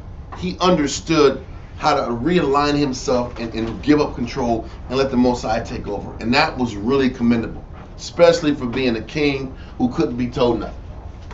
Okay? So he's like, listen, let it fall. Let us fall now in the hand of the Lord. Read on, for his mercies. For his mercies are great. And let me now fall into the hand of man. Listen. Let me now fall in the hand of man. Listen, I don't want to sit back and fall in these nations' hands, and I don't want to be in a mortal man's hands. I don't want another man to decide my fate. Let the fate be in the Most High's hands. And it's a slight foreshadowing of Esau. Mm-hmm. Because you look at Esau, Most High sent the nations against us, but when you read Obadiah, it says Esau going to get punished for his violence against our brother Jacob. Because he went too far. He went too far. He didn't just conquer us. He abused us. I'm not going into the details of it. But he went beyond just a natural punishment in the conquering, taking their money, taking their wealth, making them be employees. Yeah. He went to the umpteenth power, making us gainer bait. Yep. Sitting here defiling our children, our women. Yep. And then keep us in perpetual captivity mentally, stripping our culture and our language. Mm-hmm. He went past just natural conquering. Okay. So we keep going, bro. Let's keep going. It says, verse 15. Matter of fact, give me verse 9. Not high in First Chronicles 21. Hold that verse. We're going to go back here. We've been bouncing back between 2 Samuel 24 and 1 Chronicles 21. 1 Chronicles 21, verse 9. And the Most High spake unto Gad, David's seer, saying, Go and tell David, saying, Thus saith the Most High, I offer thee 3 things. Choose thee one of them, that I may do it unto thee. So Gad came to David, and said unto him, Thus saith the Most High, Choose thee either 3 years of famine or 3 months to be destroyed before thy foes. So this is where it's different, because Samuel says 7 years of famine, not 3. Okay. You know what I'm saying? So we're gonna stick to the 7 years, because that's what 2 Samuel said. And it says, or 3 months to be destroyed before thy foes. Read on. Verse 12. Either 3 years famine or 3 months to be destroyed before thy foes, while that the sword of thine enemies overtaketh thee. No, wait. So that was why I said they were going to take over Jerusalem out, while you're on the run for 3 months out. That's horrible, bro. Read on. Or else 3 days the sword of the Most High, even the pestilence in the land, and the angel of the Most High, destroying throughout all the coasts of Israel. Oh my goodness. Now therefore advise thyself what word I shall bring again to him that sent me. There's still punishment. Even after a Salakia, there's still punishment. A death angel, 3 days, pestilence in the land. Read on. Verse 13. And David said unto Gad, I am in a great strait.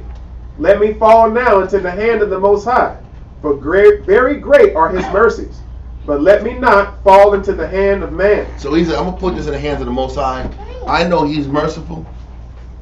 So let the Most High do what he's going to do. And what the Most High did is what he said would happen in the scriptures. Because in the scriptures he said, I'm going to send pestilence. Right? Because that's what Exodus 30 says you're supposed to drop the half shekel for. To avoid the pestilence. So he's like, because the nation didn't drop the half shekel, I'm going to get everybody and I'm going to send the pestilence on the people. Right? So he stuck to the scriptures. So let's go back to 2 Samuel 24, and now give me verse 16. No, it's 15. 15. Okay. 2 Samuel chapter 24 and verse 15. So the Most High sent a pestilence upon Israel from the morning even to the time appointed. And there died of the people from Dan even to Beersheba 70,000 men. Con. So, And when the hold on, no. Now we got to go to Antiquities of the Jews. Josephus. Huh? So 70,000 people had to die because of what David did. Now we can also put 2 and 2 together. That 70,000 men was wicked too. Yeah, they didn't die without. They weren't just innocent people. That's how you know how we Whoever know that perished. because the beginning of the verse said that. And verse 1. And again, the anger of the Lord was kindled against Israel. So that 70,000 had it coming.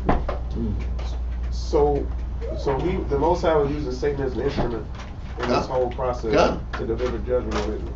God. Because that 70,000 obviously wasn't living right. Yes, sis? So it's just like when they were coming around for that 9 months and 20 days then. So if the people, I guess they had to be aware that they were being counted, if you will. So if they had been given the money, they're doing the census, must means we need to. But you know, the problem is, what we do know, what you're saying, I get what you're saying. But at this time, people weren't reading the Bible. Okay, so they didn't. People were not in the book. It wasn't been taught, they weren't reading, nobody wasn't And you know how we know that? Look at how we rolled in the book of Judges. In the book of Judges, we did what the hell we wanted to do. We were making our own gods. We were doing every damn thing. And then don't forget, we only were on point when Samuel was the one that was leading us. Right. Samuel was the one that was in the book. And the power and magnitude of his leadership helped the nation. Helped line up the people. But the people weren't locking in. They weren't in the book. They weren't operating spiritually. So, they were just rolling like sheep. Yeah. And whoever the leadership was, they just followed. And that kept happening all throughout history. As the leader was, everybody else followed. The pace he set, everybody else adjusted themselves to. But Israel wasn't in the book that heavy. So we were sending before the number. Yeah, hell yeah. That's what 24:1 said. He said it's almost like the way it's written in 24:1 is the whole numbering was set up the way it was because Israel was sinning leading up to that point. Right. And Israel's bare minimalistic. Because we'll do the ceremonies and the holidays. And that's important. Yeah. That's very important. Yeah. I'm not taking away from that. But we're not going to read either. It's still the spirit of, I'm going to give the Most High just enough not to get stung. Yeah. Just enough not to get the belt. Yep. Don't forget, even in Judges, they weren't even going to the tabernacle half the time. Yep. Remember? Remember they were setting up their own tabernacles At the house. and their own places of worship. But it was an appointed place. Yes, they weren't going. It was just down the street. In It was in Shiloh. Shiloh. It was in Shiloh, and there was guys having their own gods in damn 15 minutes or 20 minutes away, or 20 miles away. Israel wants. And then Dan, remember Dan came by Yeah, after right. Judah, after the Philistines whipping them up, and the whole nation saw this guy's gods and said, "Listen, man, we're gonna take your gods. Don't trip. You don't want to get hurt, so we're gonna take them because we're going to this new place up north, and we're gonna use these idols to set us up north." Remember that? They had many guys. Yeah, it was many of them. Listen, so they were doing, this was a thing back in the day. Israel wasn't, and don't forget, do you think that Issachar and Asher and Zebulun were so far away they were coming out of Jerusalem getting prayed up and getting powered up in the scriptures out? And also, Or how about the Israelites on the east of Jordan? They were just living out. And there's always that underbelly amongst Israel. When you look at the time of Moses, as soon as he went to the mountain with the Most High, They let us focus. we just crossed the Red Sea. We left Egypt, crossed the Red Sea, saw miracles, saw the chariot, saw our enemies dead, and right when we didn't see Moses for a couple of days, built us a golden calf. Yeah. We're quick to look for security nets. Even the priests, don't forget. Remember Saul wiped out the priest school? Yeah. He wiped out the place where the priests were even taught how to properly do things. So all these priests that were set up in these different places didn't know what they were doing. That's not good. They didn't know what they were doing. They weren't untrained. That was during Saul's time. That's the time now. So it was really, at the time, it was Zadok and Abiathar, and they were in Jerusalem. There wasn't no mass text. It was sent to everybody out to keep everybody focused on how to keep everybody locked in. It's how it is now, though. And the only time they would deal is if people complained from their countries, their cities, and came to Jerusalem to complain. Remember, Absalom was sitting right here like, if my daddy will give me the power, I'd take care of y'all more. Yeah. My daddy is sleeping, hanging out in the crib. But the point is this, obviously, if they had to go all the way down, there was no judgment in their hometowns, in their cities. So as great and as potent as David was, the people still weren't locked in. And they didn't have a strong foundation in the scriptures. And that was why what Saul did was so damn horrible, by killing all the priests.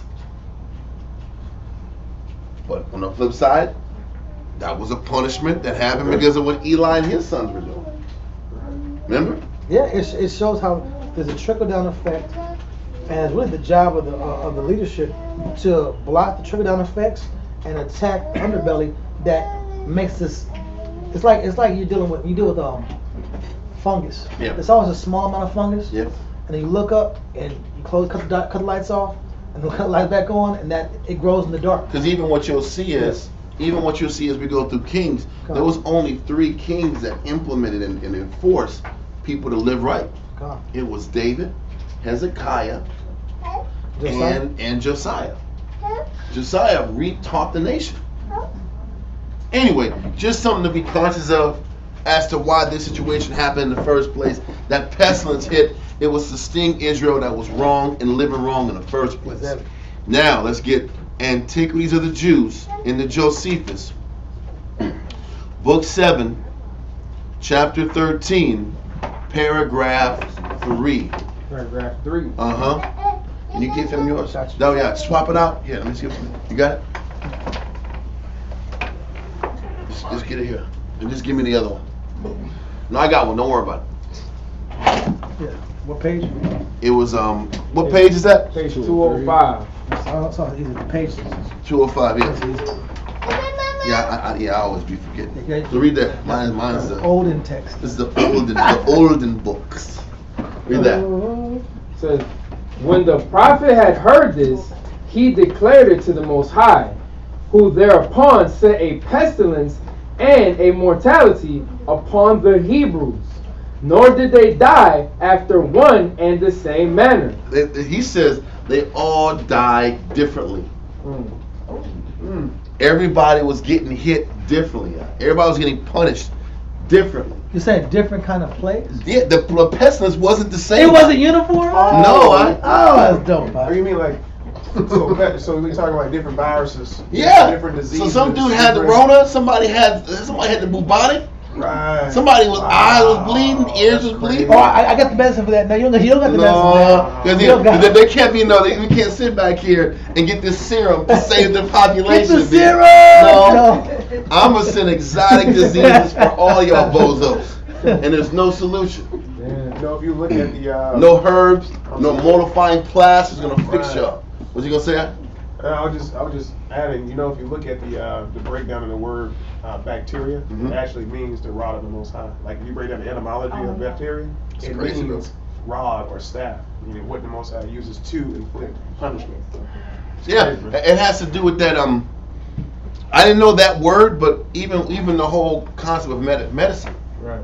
And pharmakeia is the sorcery used to kind of counteract pharmakeia. Yeah, pharmakeia. It is used to sit back and counteract the bacteria that the Most High sent down to people. Right.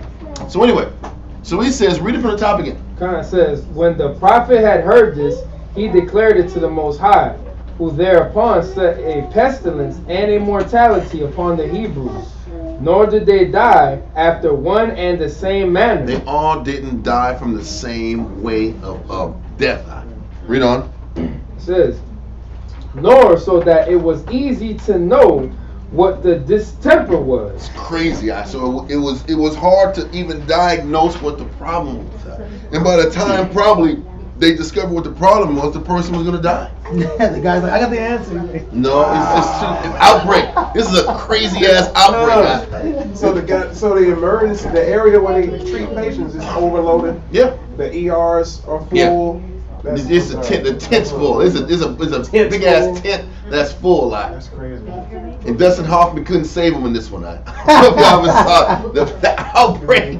It just came from the monkey. We gotta stop the monkey. The monkey. If we get the monkeys alive, we can save all the people. No, it's not the case. Too late.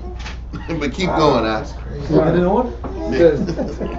Now the miserable disease was one indeed, but it carried them off by 10,000 causes and occasions. That's crazy. It was like 10,000 different ways he was killing people out. So you couldn't figure it out. There was no way to figure it out in time. That's what people like to do. The spirit of man is, I want to counteract the Most High. I want to build a defense against the Most High. It's crazy. And listen, when the Most High got his hand on you, he's got his hand on you. 10,000 different ways to sit back and attack this situation. Yeah. Read on. Which those that were afflicted could not understand. Couldn't understand how to figure this out. This herb, this plant, nothing. There was no solution to this. Read on. For one died upon the neck of another, and the terrible malady seized them before they were aware. He said, for one died upon the neck of another. Right. He died off like this. Yeah. Right? Oh, no, I'm sorry. Okay. Yeah. I don't even know what the hell that means. If one died upon the neck of another? Just falling down, bro. Is it like an embracing thing or something? I don't know, man. I don't know. Listen, I'm going to try to read it and to get some damn understanding, because I don't understand how one could die on another person's neck. But listen, let me look about up people falling who's next. Malady, huh?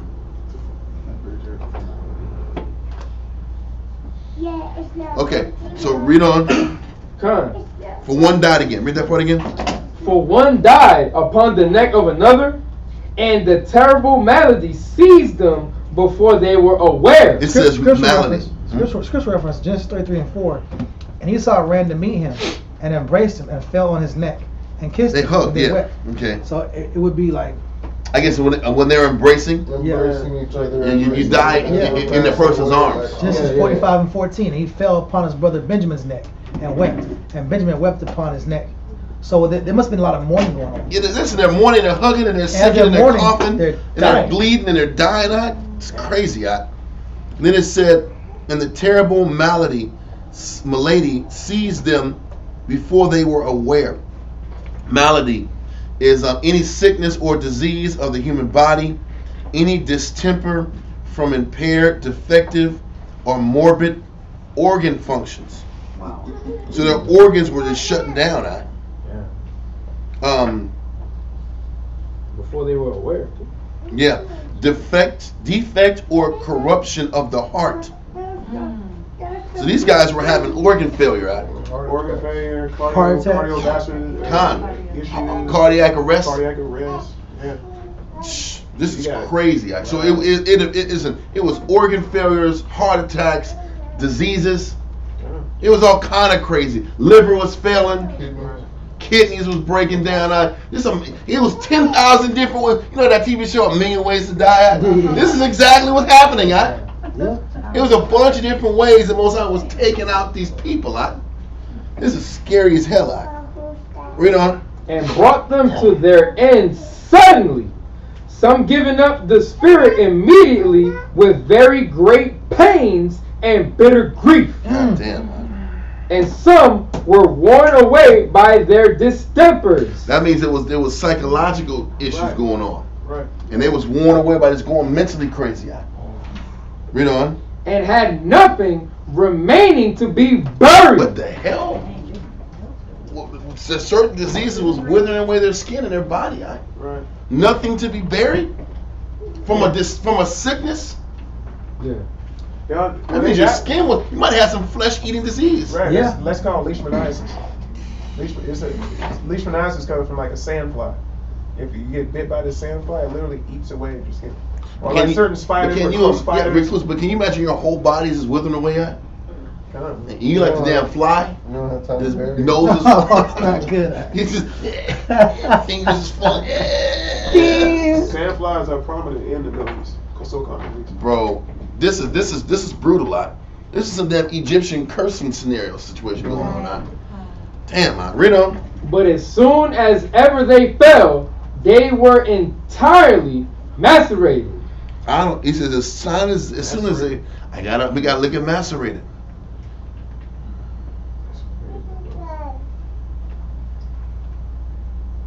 He says made thin or lean. Oh man! As soon as they fell, they mummied out. Right. Yeah. They got super thin and mummied out. This is all their hydration. What the hell is going on? They're drying out. It's from God. Crazy. It's the Most High. And he says there's the 10,000 ways these people were dying. Different ways. All your skin is shriveled up and your body shriveled up to nothing. You're like a damn skeleton by the time you fall. Yeah. That's the Father. That is horrible. That's horrible. And how is that not the Most High stinging those people? Damn, man. And you know David was feeling like hot garbage from this side. Anyway. So, Can we compare that scenario to anything today? no. This is horrible. Listen, I've never, first of all, read this before, and two, it ain't even like this. It didn't even happen like this even in Egypt. Can you tell? This is even he like specified the punishments. I'm gonna sit back here and shrivel your skin up. I'm gonna sit back here and give you distemper to where you just die. You're gonna fall. I'll have you fall and just have nothing left with your body remaining, to where there's nothing to be buried. Yeah. You turn to ashes. I never heard of it. You turn to damn ashes. What help was the plan? There's not a. You sit back here, people having heart attacks, people are in people's arms, and they just die. That's probably the nicer of the damn punishment. That's the nicest point you can get. Damn, man. Getting thin is crazy. Some cardiac arrest. Listen, Thy it shows clean white man. from I all don't give the it soft thinner, man. It was horrible, man. Keep going. It shows all the different deaths. You know, people think about what I do on the Most High. Had to. The Most High made sure people that said, you know, you offended me. God, It's not like a normal. This ain't normal. These aren't normal deaths. bro. So let's keep going. Some were choked and greatly lamented their case, as being also stricken with a sudden darkness. Wait, some people were choked. So that could be Some like, people were blinded. that could be your lungs feeling fluid to choke on your own fluids, suffocate on your own fluids. God, and greatly, brother. Some of them was choking and they couldn't stop choking. Some people were stricken with sudden darkness, blindness. Read on. It says, some there were who, as they were burying a relation, fell down dead without finishing the rites of the funeral. That's crazy. Wow. People just dropping dead, like with all different causes. While reading A eulogy. eulogy. Drop dead. Read on. Now there perished of this disease, which began with the morning and lasted till the hour of dinner. So listen, one whole day, bro. It wasn't even a whole day. It was morning to Morning. dinner. Morning to dinner, that was like 12 hours, It's a work shift, huh? Sun up to sundown, Yeah. From sun up to sundown, which is 12 hours, Read on. 70,000. Damn, bro. Damn, It's like Proverbs- That's why it says, most I said, there was spirits created for vengeance. This is really an example of it. This has got to go in the Most High Kills class. It's gotta go. This paragraph right here has got to go in the Most High Kills class. This is insane. It chose the worst one. Yeah. But he has I was a thinking bunch of Henry's different probably ones. the least one, but I was wrong. Bro, he said, I'm gonna make you just go through brutal hell for 12 hours. This is all pure hell. know it. Oh my goodness. Read on, man. Come. Says, nay, the angel stretched out his hand over Jerusalem, as sending this terrible judgment upon it. He says, now it's time to get Jerusalem. That was in all the neighboring cities and towns It's coming. and cities, and that wave is coming out. Read on.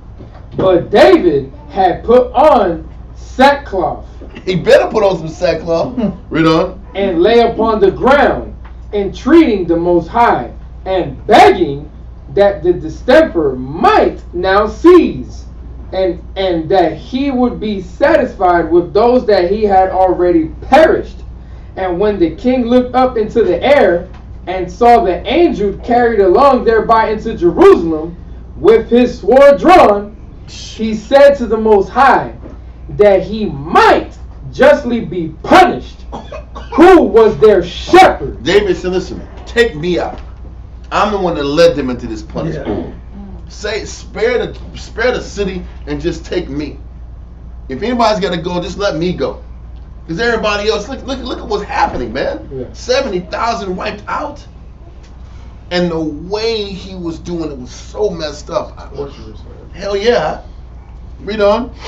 But that the sheep are to be preserved, as not having sinned at all.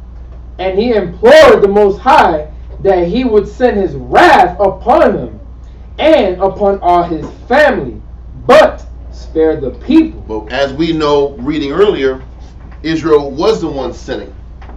But that's another time. But David's like, listen, just take me out. Just take me out and we'll be okay. Take my family out too. Just spare the people. This was his begging and prayer and petition to the Heavenly Father. Read on in paragraph 4. Come. I'm sorry. Yes, I'm sorry, I didn't see it. So, in here, the Josephus is saying one day. So we go with the scripture that says it was 3 days of pestilence, right? We're gonna go 3 days. 3 days. Wait, no. 7. No. 7 years, right? Stop. He gave David 3 choices. Right. David said, listen, I'm just going to leave it up to the Most High. So let's go on to scripture real quick. Before we go to paragraph 4, let's go on to scriptures and find out how much time it officially happened. Read 2 Samuel 24 and 15 again. Come. The answer says is always go back in the scriptures, but it didn't say. Let me see. Yeah, let's keep going. Let's read 24 and 15, And then like how I get ready for 21 and 14. But just I was referencing verse 13 where it says, or that there be 3 days of pestilence. Yes, he did say 3 days, Right. but those were 3 choices. David never gave an option. Oh, that's right. Oh, okay. So He said, may "Let have- the Most High sit back here and do what He wants to do." Oh, so he may have modified it and said 1 day. But he didn't. But he just started killing them, and the death angel was still going to Jerusalem. And this is when David prayed to take his family and stop it. So then we're going to find out what happens next. So it didn't give a specific time period yet. Okay. It was just the fact that the Most High gave him those 3 options. All right. But then also it's going to say the Most High repented from the death, so he stopped premature. Okay. So like, give me verse 15 and 16 on Christ. 2 Samuel chapter 24 and verse 15. So the Most High sent a pestilence upon Israel from the morning even to the time appointed, and there died of the people from Dan even to Beersheba 70,000 men. Now Josephus 7 and 13. Josephus on book 7, paragraph 13, and chapter 13, paragraph 3 really expounds on that punishment. Yeah. But read on. Verse 16.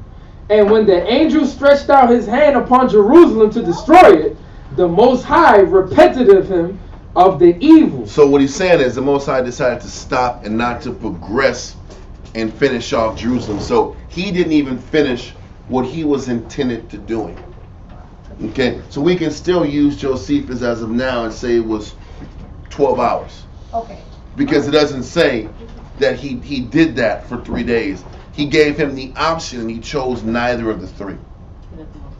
And he let the Most High do it. Okay. Read on. And said to the angel that destroyed the people, it is enough. Stay now thine hand. And the angel of the Most High was by the threshing place of Aranah, the Jebusite. Now we're going to jump to verse 14, sir, in 1 Chronicles 21. 1 Chronicles 21 and 14. So the Most High sent pestilence upon Israel, and there fell of Israel 70,000 men. And the Most High sent an angel to Jerusalem to destroy it. And as he was destroyed, the Most High beheld, and he repented him of the evil, and said to the angel that destroyed, it is enough, stay now thine hand. And the angel of the Most High stood by the threshing floor of Ornan the Jebusite. Now in 1 Chronicles 21, this Jebusite's name was Ornan. In 2 Samuel 24, the Jebusite's name is Aranah. Okay? Same person. Same person. I just want to make sure we know it's the same guy. Name is spelled differently. What we're also going to figure out is that this guy was a Jebusite. He was a nation. He was not an Israelite. He was a Jebusite. And they're saying that this angel of the Most High was hovering over this Jebusite's land. And he was about to sit back here and come down and wipe out Jerusalem. I want to show you on the map on the screen. Listen, this image of Jerusalem, I'm showing everybody online that image of Jerusalem that we always been showing. And if y'all see it online, if you check online, you'll see it. Let's cut the volume down. Come on, man. You see up top, you see where the eventual temple is. What's happening is, during the time of David, none of that land was developed. That land up north was developed. And that land specifically was owned by that man, Aranah. The angel was hovering above that land that's north of Jerusalem, ready to smite Israel going downhill. Right? Now what's happening is, they're up north. The angel's there. The death angel's waiting at the top, ready to sit back here and destroy Jerusalem. Okay? Now, we're going to find out what happens next. Read 2 Samuel 24 verse 17. 2 Samuel chapter 24 and verse 17. And David spake unto the Most High when he saw the angel that smote the people, and said, Lo, I have sinned, and I have done wickedly. But these sheep, what have they done? Let thine hand, I pray thee, be against me, and against my father's house. We read that in the Josephus, but keep going. And Gad came that day to David, and said unto him, Go up, rear an altar unto the Most High in the threshing floor of Araunah. So he says, so Gad the prophet told David to go up to this Jebusite man's land, this man Araunah's land, go to the threshing floor and commit and set up an altar at the threshing floor. The threshing floor is when you're threshing wheat. Right. Okay?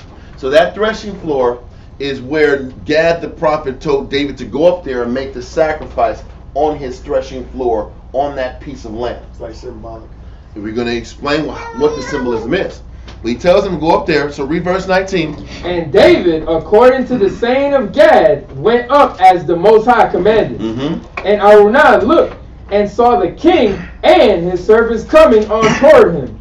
And Araunah went out and bowed himself before the king on his face upon the ground. And Araunah said, Wherefore is my lord the king come to his servant? And David said, To buy the threshing floor of thee, to build an altar unto the Most High, that the plague may be stayed from the people. So what he said is, David said here, I need to buy this threshing floor. I need to buy this threshing floor and build an altar so that this plague will stop. Right. Now hold that and go to 1 Chronicles 21 and go to 18 down. 1 Chronicles 21 and 18. So listen, 2 Samuel 24 said he's just going to buy the threshing floor. And this is that literal spot where the wheat is churned and prepared into meal, I would imagine. But read on. Verse 18. Then the angel of the Most High commanded Gad to say to David that David should go up and set up an altar unto the Most High in the threshing floor of Ornan the Jebusite. Which is Araunah, which is still a nation. He's a Canaanite. Read on. And David went up at the saying of Gad, which he spake in the name of the Most High. And Ornan turned back and saw the angel, and his 4 sons with him hid themselves. Now Ornan was threshing wheat. So Araunah obviously saw this death angel. Everybody could see him. Wow, yeah. That's what's scary as hell. You see this death angel of the Most High, and as he's passing by, people are yelling and crying and screaming. It's cross the dimension. Kinda. Wow. So he says the 4 sons, they hid when they saw this angel because he was hovering over there. He was waiting on orders. They usually hid. Not this time, and not down earlier with Balaam when the angel sat back here and or the angel let Balaam see that he was sitting here waiting to kill him as he was coming to curse Israel. Right. So there's different times the Most High has allowed us to see these angels in the 3rd dimension. So keep going. Verse 21. And as David came to Ornan looked and saw David, and went out of the threshing floor and bowed himself to David with his face to the ground. Then David said to Ornan, Grant me the place of this threshing floor, that I may build an altar therein unto the Most High. Thou shalt grant it me for the full price. To grant it means let me buy it. Let me buy this threshing floor so I can build an altar here, because this was the order that Gad the prophet told me. Read on. That the plague may be stayed from the people. And Ornan said to David, Take it to thee, and let my lord the king do that which is good in his eyes. Lo, I give thee the oxen also for burnt offerings, and the threshing instruments for wood, and the wheat for the meat offering. I give it all. The king David said to Ornan, Nay, but I will verily buy it for the full price, for I will not take that which is thine for the Most High, nor offer burnt offerings without cost. So David said, listen, man, I can't give an offering for the Most High if it didn't come from me. I got to buy it. But what we're going to get specific on, we're going to hold this. We're going to go back to 2 Samuel 24 and 22 now. All right. 2 Samuel chapter 24 and verse 22. And Araunah said unto David, let my lord the king take and offer up what seemeth good unto him. Behold, here be oxen for for burnt sacrifice, and threshing instruments and other instruments of the oxen for wood. So Araunah said, I will give you the animals, I will give you the threshing instruments, and I will give you this instruments and the animals for free. That's what he offered for free. Read on. He didn't sit back here and offer the threshing floor for free. Read on. All these things did Araunah as a king give unto the king. And Araunah said unto the king, the Most High thy power accept thee. And the king said to Araunah, nay, but I will surely buy it of thee at a price. Neither will I offer burnt offerings unto the Most High my power of that which doth cost me nothing. Exactly. I can't give an offering for the Most High if I didn't pay for it out of pocket. Read on. So David bought the threshing floor and the oxen for 50 shekels of silver. So David bought the threshing floor and the oxen for 50 shekels. But hold that and go back to Chronicles and give me 24 and 25. 1 Chronicles 21 and 24. And King David said to Araunah, nay, but I would barely buy it for the full price. For I would not take that which is thine for the Most High, nor offer burnt offerings without cost. So he bought the threshing floor and the oxen for 50 shekels. Read verse 25. Verse 25. So David gave to Araunah for the place. Now listen, this is different. Now he paid for the land now. He's buying the whole property at this point. So David's buying the property for how much?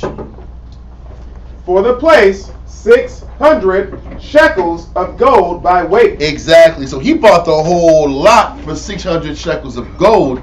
He bought the threshing floor and the oxen for 50 shekels of silver. So that whole up north spot that you see online, that was bought by David at this particular time. He bought this property. The property that eventually began to be the temple of the Most High. He bought it out of pocket. Okay? During this time. So once again, 2 Samuel explains how he bought the threshing floor and the animals. Chronicles explain how he bought the land for the 600 shekels of gold. He bought it full price. Okay? So now, read on. Verse 26. Mm-hmm. And David built there an altar unto the Most High, and offered burnt offerings and peace offerings, and called upon the Most High. So he built the altar and did burnt offerings and peace offerings to the Most High. Read on. And he answered him from heaven by fire upon the altar of burnt offerings. So the Most High communicated to David by sitting back here and shooting fire and absorbing the offerings. Just like the Most High did when Moses was sitting back here and setting up the altar for the first. Remember when Moses and Aaron set the offer up the first time? The fire came down from heaven and burned up the offering? Yeah. And everybody knew the Most High was okay and accepted the offering? Moses did the same thing here at this hallowed place. Okay, read on.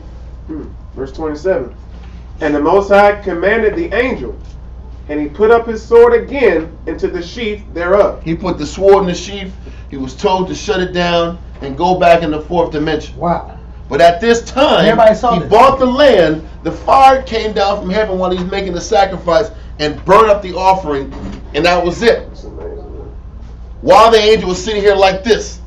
And after the fire came down, and Moses said, okay, put this sword back into your sheath, and you're done. I'm okay. I am placated with this sacrifice. Read on. Verse 28. At that time, when David saw the Most High had answered him in the threshing floor of Ornan, the Jebusite, then he sacrificed there.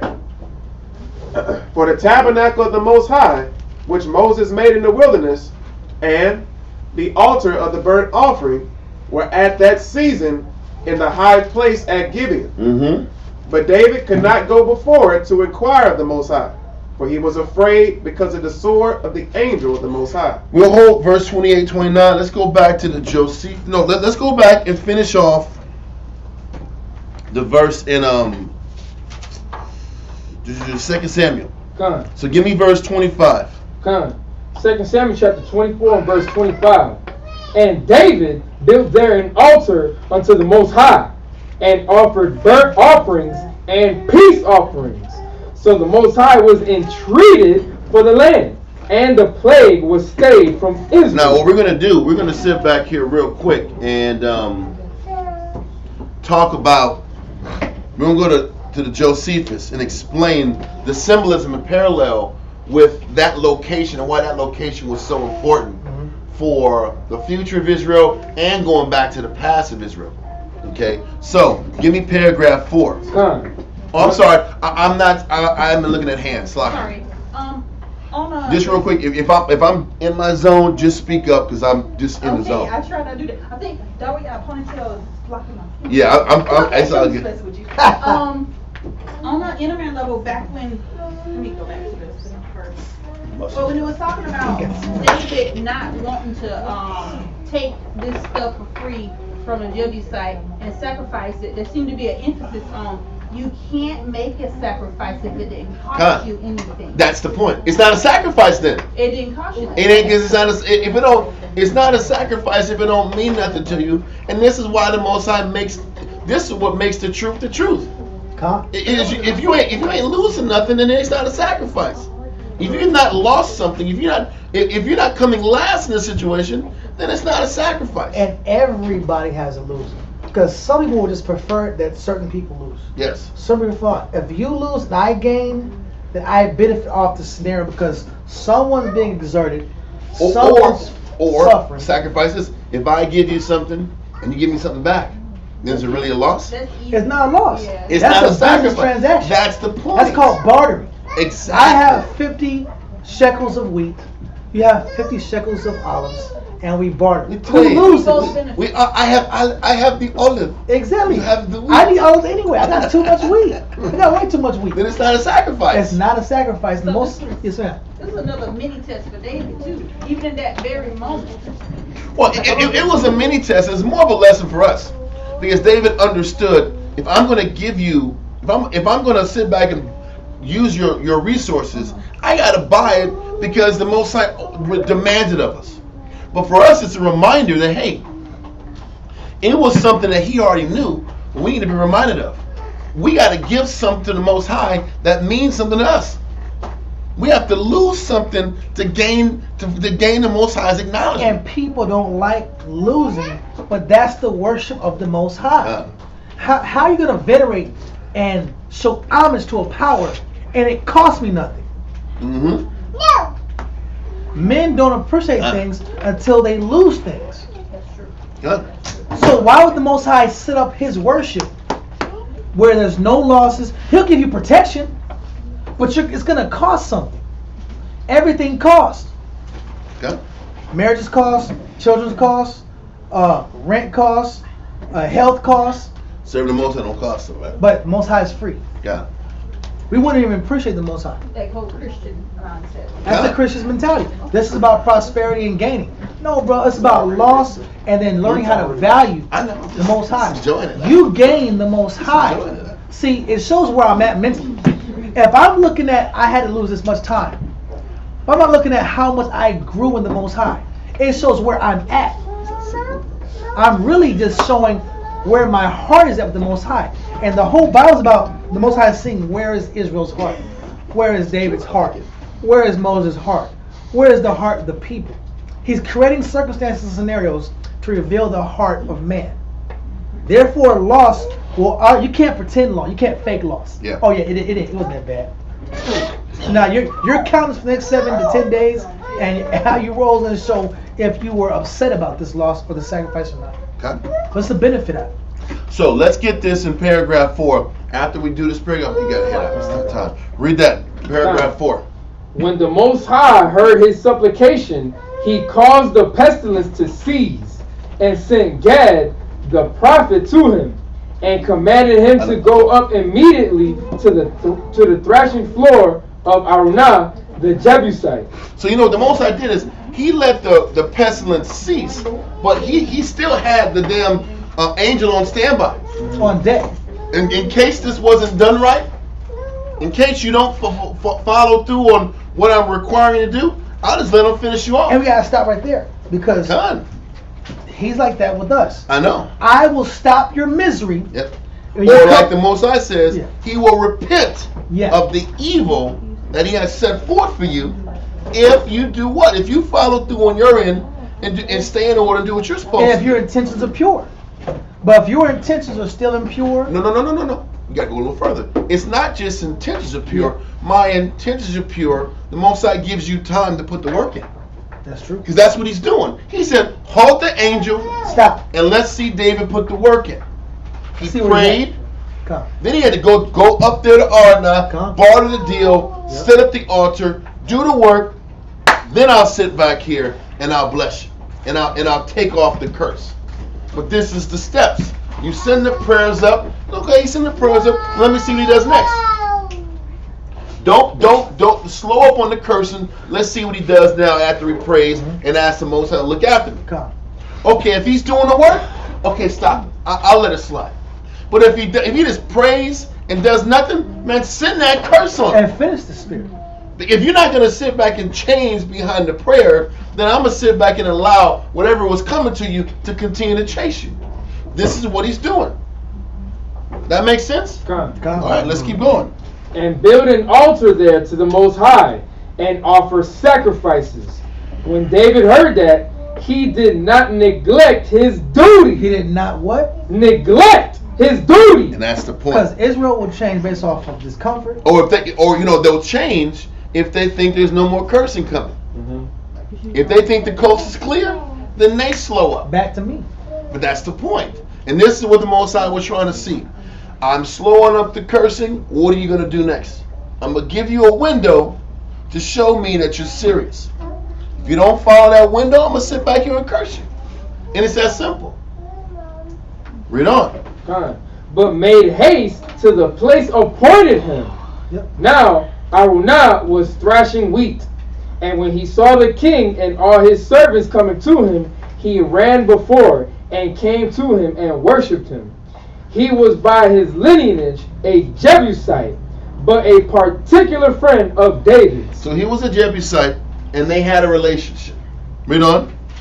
And for that cause it was that when he overthrew the city, he did no harm.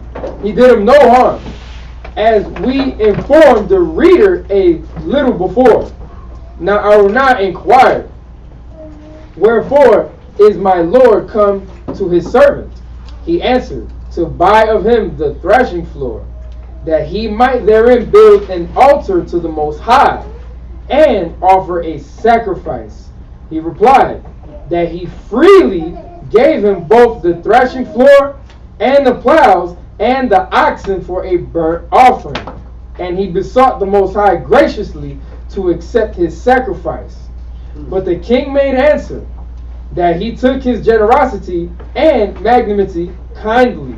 Now stop right there. It shows, listen, the guy was in the right state of mind. Listen, you got him for free, bro. Yeah. You need it. Yeah. He- We he- all need he- it. This boy, this He angel was wasn't sitting making here. it about business. Yeah. Because a man that's staunch on business, I don't care what's going on. I don't care how much But losses. my money. I don't care how much suffering's going on. I don't care how many people are losing, people are suffering, things are falling apart. Mhm. I want my business currency exchange. Yeah. This guy looked at, hey, you know what? There's need here. The death angel is out here. People are suffering. It's not about money right now.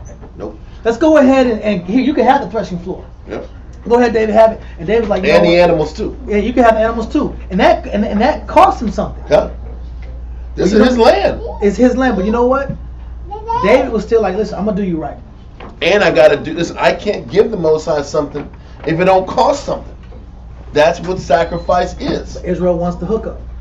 Oh, Israel wants the I'll hookup. if you hear me. Israel wants the hookup, bro. That was horrible back in They want to be the day. Master P.I. and they want the hookup at all costs. Horrible. And they use situations. Israel used strange scenarios to get advantages. God. They use situations that are they use these nebulous scenarios and scenarios where things are not content or not comfortable, or they're looking for chinks in the armor to get a benefit or a residual benefit. Mm-hmm. And that's not right with the Most High. The Most High will sting that. Yep. So let's keep going. It says, and accepted his goodwill, but he desired him to take the price of them all, for that it was not just to offer a sacrifice that cost nothing. You think his sacrifices all cost something? Everything costs. Everything costs. Read on. And when Araunah said he would do as he pleased, he bought the threshing floor of him for 50 shekels. And so the threshing floor and the animals, because that's what the scripture said. Was for 50 shekels of silver. Read on. And he had built an altar and performed divine service, and brought a burnt offering and offered peace offerings also. And when that happened, we read in the scriptures that the fire came down from heaven and absorbed it. That's how the Most High was directly involved in this transaction now. Yeah. Just like it happened when they first set up the altar in the tabernacle in the wilderness for the first time, the fire came down from heaven and absorbed and burned up the animals. And also down the line with Elijah. Mm-hmm. Good. And that's how the Most High was directly involved in the situation. But then, I don't know if it's going to say this. Well, let's keep reading. With these, the Most High was pacified and became gracious to them again. And that's when the angel Most High said, put your sword back in your damn sheath, I can go home. No more 10,000 ways to die out for the Jews out. Because if you was listening, he had 10,000 ways to kill them during that pestilence out. That was the worst time. So let's keep going. Now it happened that Abraham came and offered his son Isaac for a burnt offering at that very place. What people don't understand is this was Mount Moriah. That the edge, the top of the top of Jerusalem is Mount Moriah, and this is where Abraham sacrificed for Isaac at. This was a spiritual place the Most High always had his eyes on. Always did. From the time of Mount Moriah, Abraham's time, to present, and then eventually this is the place where Solomon laid the foundation of the temple at. This was holy ground at. That's really what this was. This was holy ground at. But let's keep going. It says, and when the youth was ready to have his throat cut, a ram appeared on a sudden. And when you read that, he was ready. He said it was an honor to even be a vessel to even have my throat cut if this is how it's going to be. That conversation was so potent. And never forget that part. That part, the way they explained the dialogue was just phenomenal. Isaac wasn't against his will. It wasn't against his will. He fully accepted it. And Abraham accepted it. But anyway, we'll go into that a little bit on Monday. Read up. It says, a ram appeared on a sudden, standing by the altar, which Abraham sacrificed instead of his son, as we have before related. Now when King David saw that the Most High had heard his prayer and had graciously accepted of his sacrifice, he resolved to call that entire place the altar of all the people, and to build a temple to the Most High there. David made the choice to make that the temple. It wasn't Solomon. And what you're going to read, before we even get to 1 Kings today, there was a lot of preparation that David set up for Solomon to come in here and finish it. He did everything damn near. He set the negotiations with Hiram of Tyre. Wow. He got the tree set up. He was getting everything set up for this place. He chose the spot. He chose the spot. He set everything up. He had all the trees, all the finances ready. He said, "Now listen, everything's set up on a platter for you, Solomon. But just get it done." You know what he didn't do though? What he didn't do was when the Most High said, "Hey, you can't build a temple. Your hands are too bloody." Yeah. Okay, I won't do anything then. I'll throw a fit. I'll throw a fit. Oh yeah, I can't do it. Then because you tell my brother, "Hey, Slack, you can't do that." Well, I won't do anything then.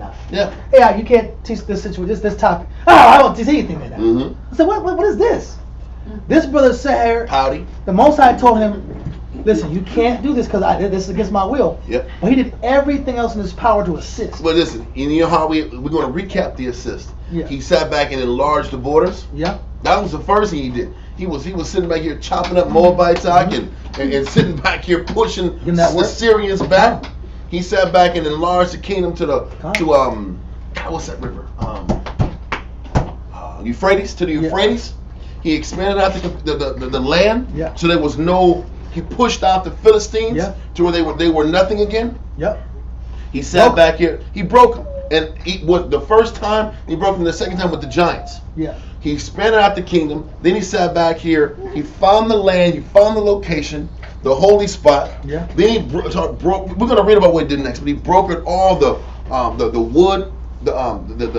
What's that? All the financial transactions. The transaction. He did almost all the business dealings to get everything in place on this lot that he's about to buy.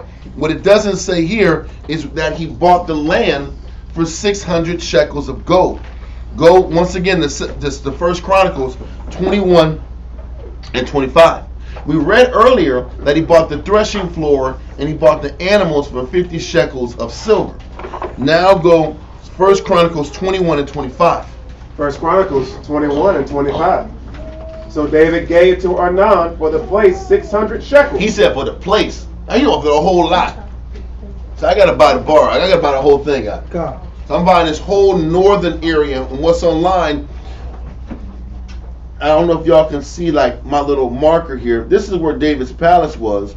Further up, all the way at the top, which was the top of Mount Moriah, was where the land was purchased to establish the temple. And that's what the 600 shekels of gold was.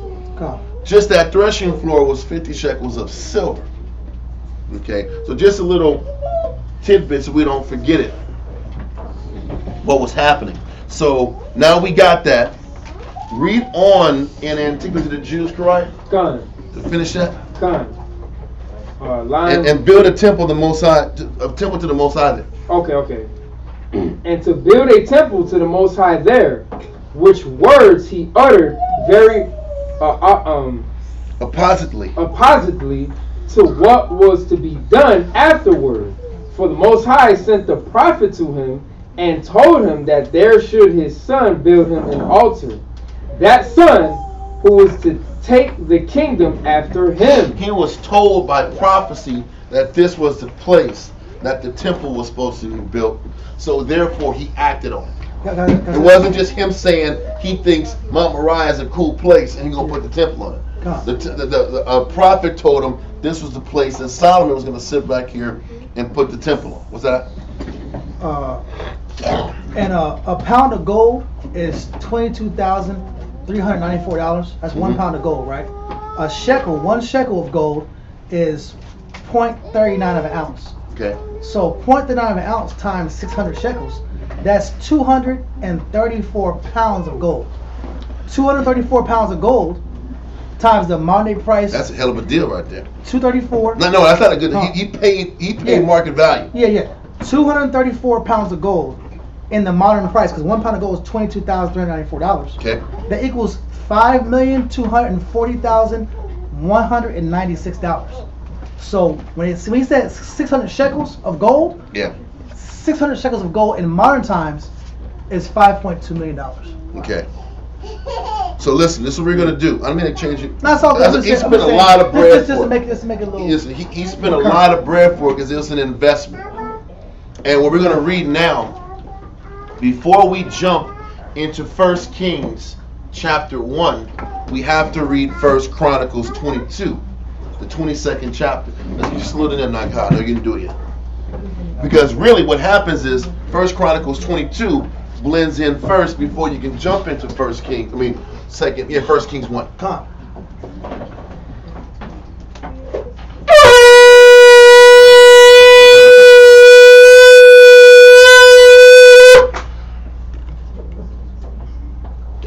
Nagaha, Shah Shabbatah, Ban Shemaywan, Ban Yasha Allah. Nagaha, Shah Shabbatah, Ban Shemaywan, Ban Yasha Allah.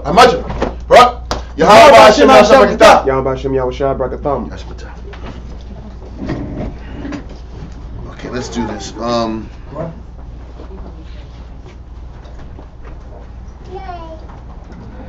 Okay, so read that verse 1, sir.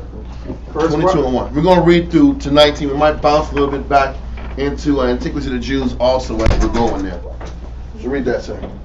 First Chronicles chapter 22, verse 1. Mm-hmm. Then David said, "This is the house of the Most High Power, and this is the altar of the burnt offering for Israel." So he understood at this point, we read it in the Josephus, that a prophet told him this was going to be the place where the temple was going to be. Read on.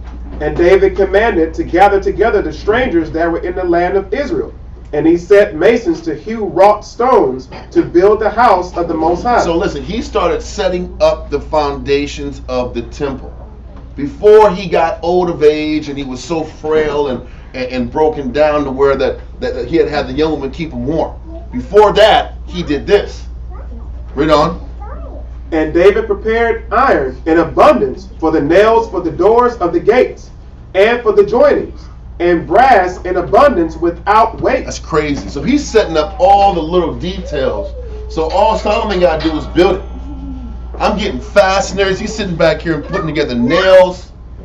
All the little things he could do to help his son out, to get the temple done. He did everything but build it. Read on. Verse 4.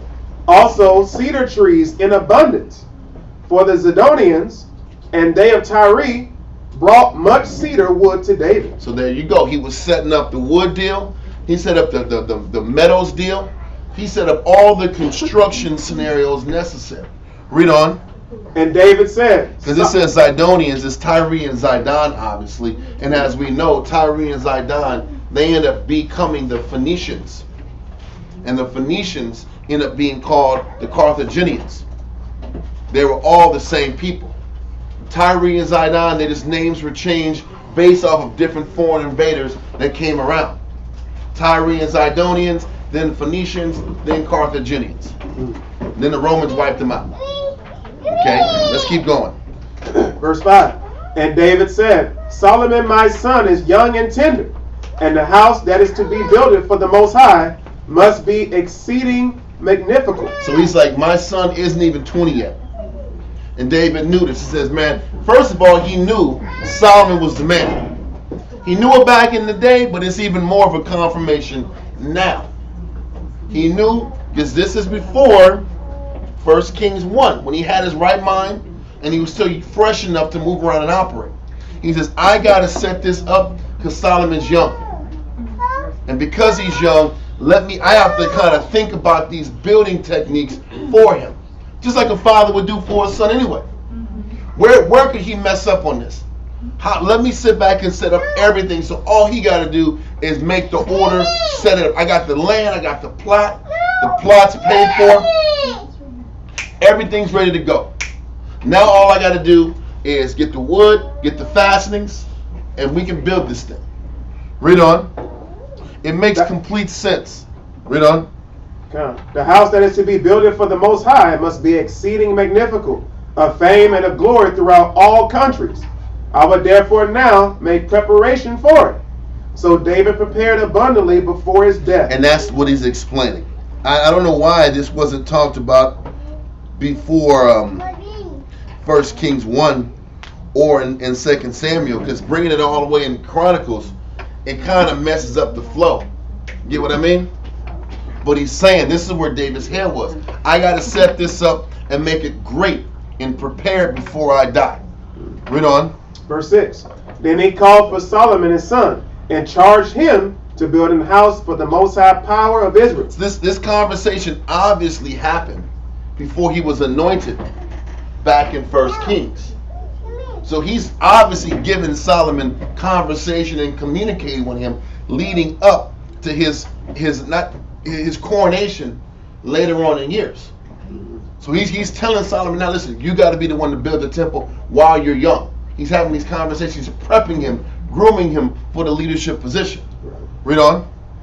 And David said to Solomon, my son, as for me, It was in my mind to build an house unto the name of the Most High my power, but the word of the Most High came to me, saying, Thou hast shed blood abundantly, and hast made great wars. Thou shalt not build an house unto my name. But it didn't mean he couldn't assist his son in setting it up. Right. Read on.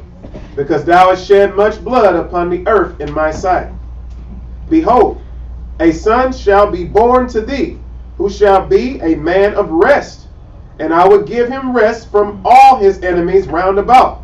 For his name shall be Solomon, and I will give peace and quietness unto Israel in his days. So this was already a prophecy that David was informed of, and now he's letting Solomon know, hey, you're about to get this kingdom. Right. And there's going to be peace during your reign. Read on.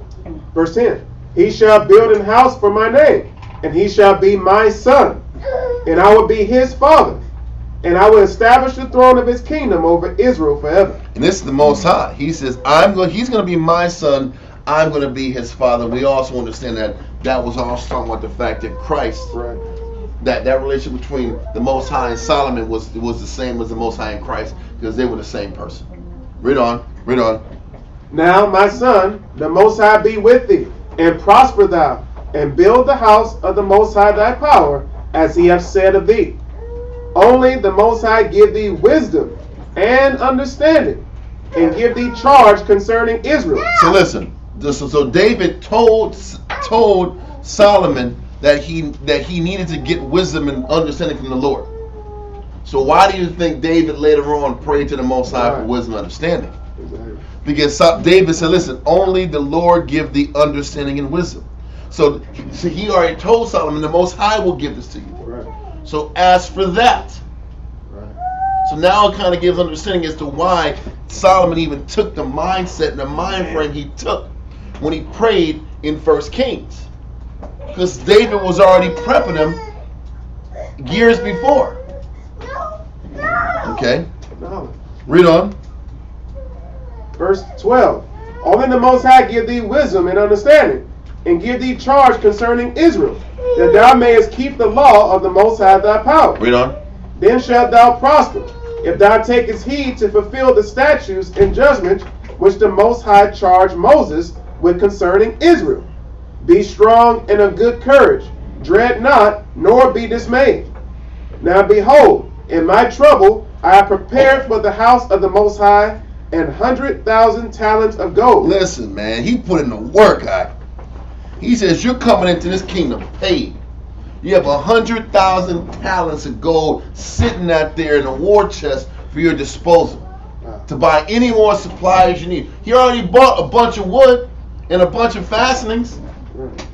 So he already, listen, all the killing and the fighting, he was just building up a war chest to build the temple. David had foresight. He wasn't just killing for the sake of killing.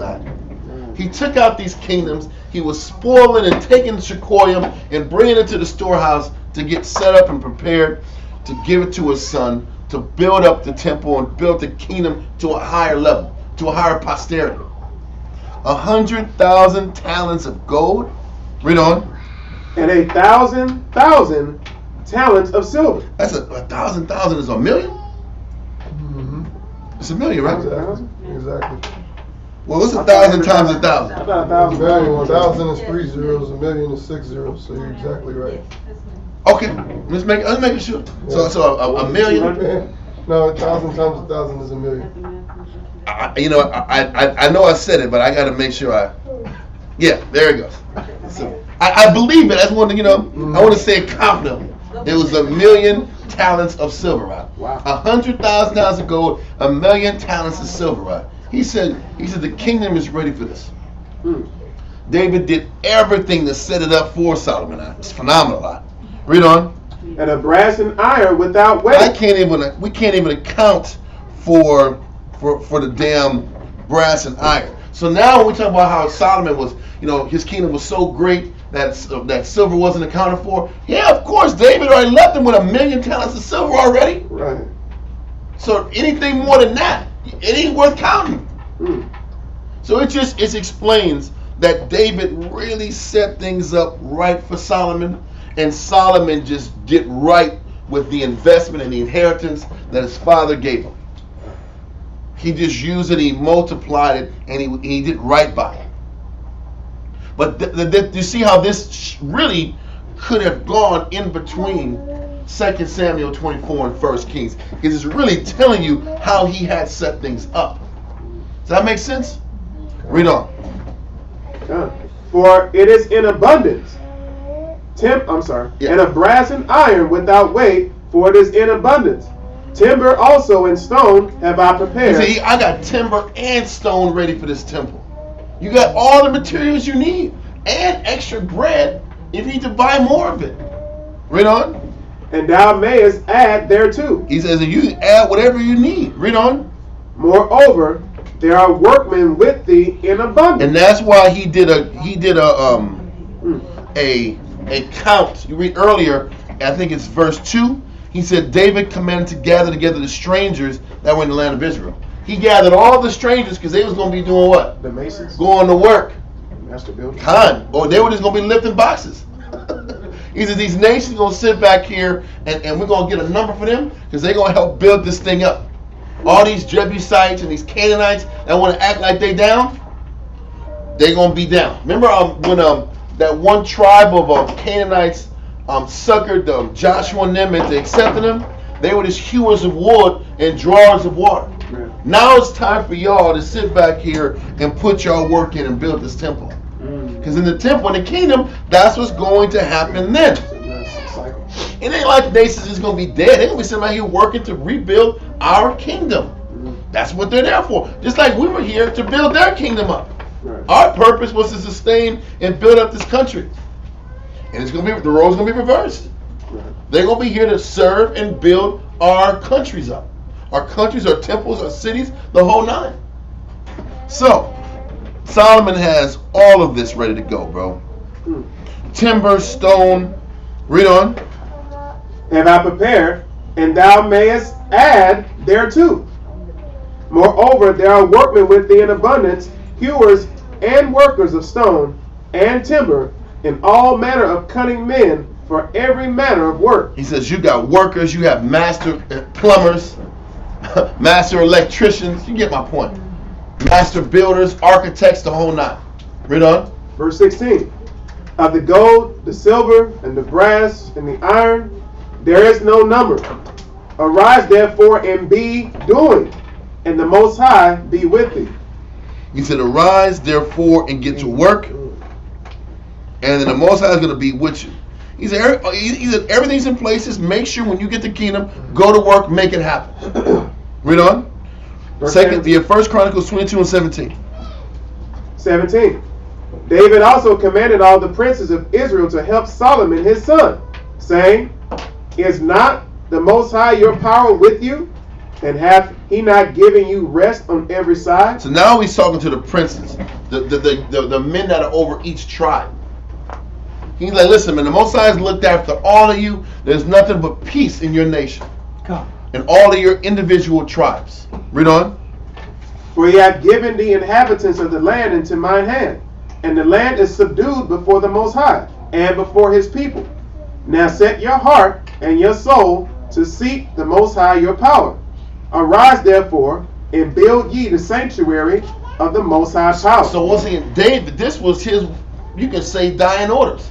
All y'all princes, back up Solomon and help him build this temple. Anything he needs, support him.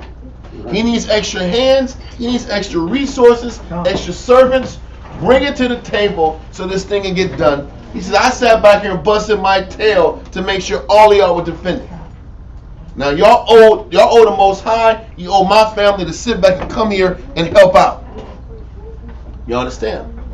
Now you understand also on the back end, after Solomon was dead, why all these princes came back to Rehoboam and said, okay, man, the temple's done. All the resources can go back to us now. Can we take a break now? Because Solomon worked us like a damn mule, government mule. God. So now we understand. But David set this whole thing up before Solomon was of age. You're going to read in 1 Kings. Solomon was still a young man. Solomon was still under 20, which is probably why David didn't coronate him as king, because he was still young. And then Adonijah come in and try to sneak the kingdom and get horses and get Joab and try to big bro him out. That's what he did, huh? So let's keep going. Arise therefore and build ye the sanctuary of the Most High power, to bring the ark of the covenant of the Most High and the holy vessels of the Most High into the house that is to be built to the name of the Most High. Because once again, that was what the deal that David and the Most High had. He says, I'm not going to dwell in the building, but that building represents my name. That's what he said. He said, I'm not going to dwell in that building, but it can at least be, that building can be put into my name. It's a symbol of the Father, but it ain't. I'm not living in this house. I'm with you wherever you go. Yeah. But that building is in recognition of my name, because that was what was said in 2 Samuel, I think 8 or 9. That same conversation was had between David and the Most High. So David set this up before he got really old and his body started breaking down. Does that make sense? Let's read that same concept in the Josephus, book 7, chapter 14, paragraph 1. I just, when you're reading that 2 Samuel, it's really important to blend this part in first before we go into the story. Page 206. Now we're going to be doing a lot of bouncing between 1 Kings and Chronicles because it helps fill in the blanks as we're going through it. Okay? Let's read that. Book 7, chapter 14, paragraph 1, page 206. After the delivery of this prophecy, the king commanded the strangers to be numbered. I'm in the right place? Yep. Okay. And they were found. So once again, we just read the prophet. What was the prophecy? Give me a little further up in the last paragraph, in paragraph 4. Just say, now when King David saw that now when King David saw the Most High had heard his prayer. It's in paragraph 4, one paragraph up. Okay. Gotcha. Line 334. Now when King David saw that the Most High had heard his prayer and had graciously accepted of his sacrifice, he resolved to call that entire place the altar of all the people. He called the entire place the altar of the people, which is why he paid 600 shekels of gold for it. Because he understood this whole place has to be paid for. This whole place has to be dedicated to the Most High. Okay? Read on. And to build a temple to the Most High there, which words he uttered very apostately to what was to be done afterward. Now there is a law.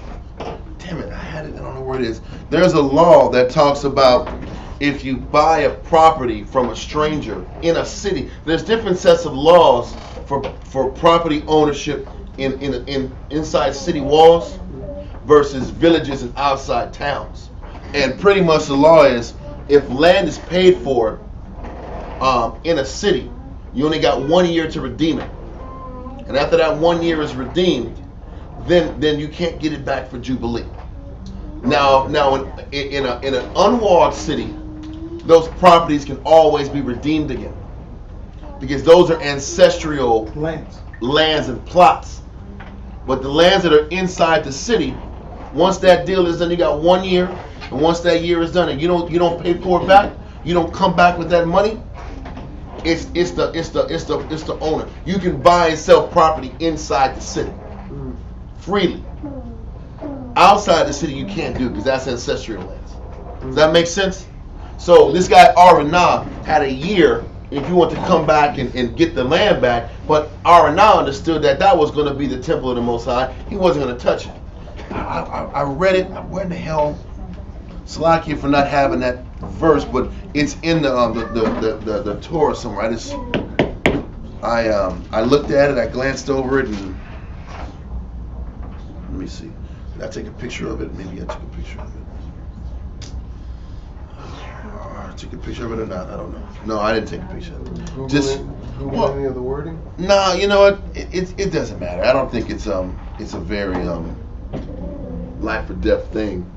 Is it over here?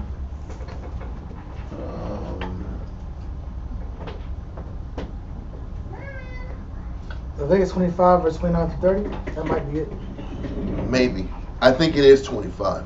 Yeah, it says 29 to 30. Likewise, if you Oh, let me get. I think it is Leviticus 25. Verse what?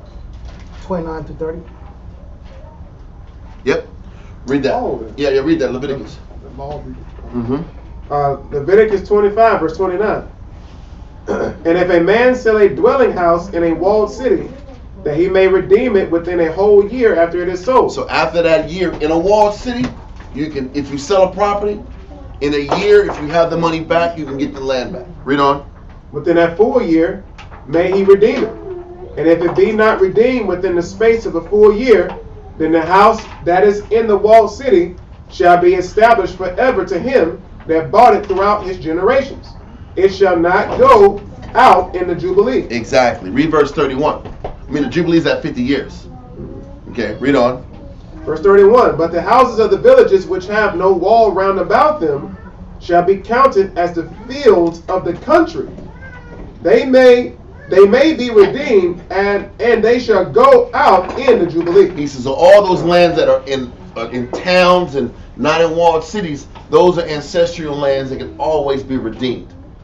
Because that land was supposed to be given to all the children of Israel, and those are family plots. Family plots can't be sold, but walled city plots can be bought and sold.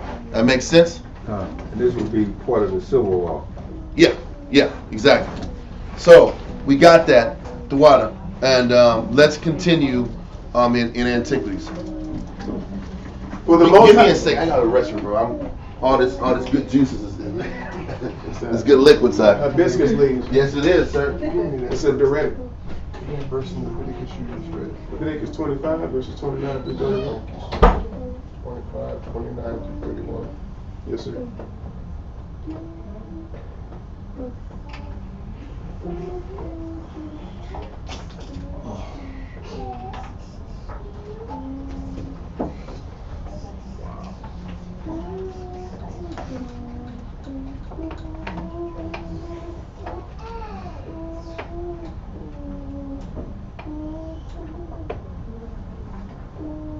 I know. So 1,000 is 3 zeros? Mm-hmm. Oh, okay, in a sense of 1,000 5,000 times So it's 1,000. not 2,000, it would be 3 zeros added on to another 3 zeros. Yeah, 1,000 times 1,000. Gotcha. You would just add the zeros up. 3 zeros plus 3 more zeros is 6 zeros. Times.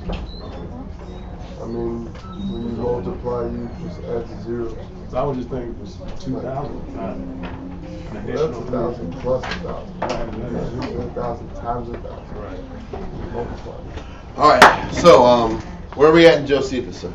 We're at the end of paragraph 4. Okay, good. For the Most High sent the prophet to him and told him that there should his son build him an altar. He says the prophet told David that location is where the Most High is going to sit back and have Solomon build the temple. The same place where Isaac was going to be sacrificed by Abraham for the Most High.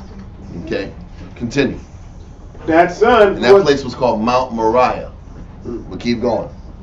that son who was to take the kingdom after him. Exactly. So once the prophet green-lighted the prophecy, then the land was paid for 600 shekels of gold. Now we're here in paragraph 1. And then we talked about it earlier, but this paragraph kind of coincides with 1 Chronicles 22. Let's keep going. Chapter 14, paragraph 1, right? Yep. After the delivery of this prophecy, the king commanded the strangers to be numbered, and they were found to be 180,000. 180,000 bodies out. Read on. Of these, he appointed 80,000 to be hewers of stone, and the rest of the multitude to carry the stones. Sheesh. And of them he That's sent some Egypt stuff right there. That's Egypt stuff, huh? Right. Read on. And of them he sent over the workmen 3,500. He also prepared a great quantity of iron and brass for the work, with many and those exceeding large cedar trees. The Tyrians and Sidonians sending them to him. Don't forget the Tyranians were cool with them because David never attacked them. And David took out a lot of those kingdoms that were giving him grief. Exactly. He was taking out the Syrians that was giving those guys in the west grief. Remember that king said, hey man, you're a buddy of mine. You took out this king of Syria. You're my friend. He was sitting back here and positioning himself all the way. Politically, he was taking out enemies. He was building war chest up. And the crazy thing is, even in this situation, Tyre and Zidon was known for their cedar trees. It's the best type of trees you can use to build. Okay, they were world renowned for that. And this explains also how, even at that time, Tyre and Zidon were known for their shipping, known for their trading, known for their commerce. They were shipping these cedar trees all around the world. What you find out in history is that Tyre and Zidon was the main port hub for transportation all in the Mediterranean area. Now what ends up happening is, by the time the Persian and Medes get into power, the Persian and Medes take out Tyre and Zidon and make them to start paying tribute.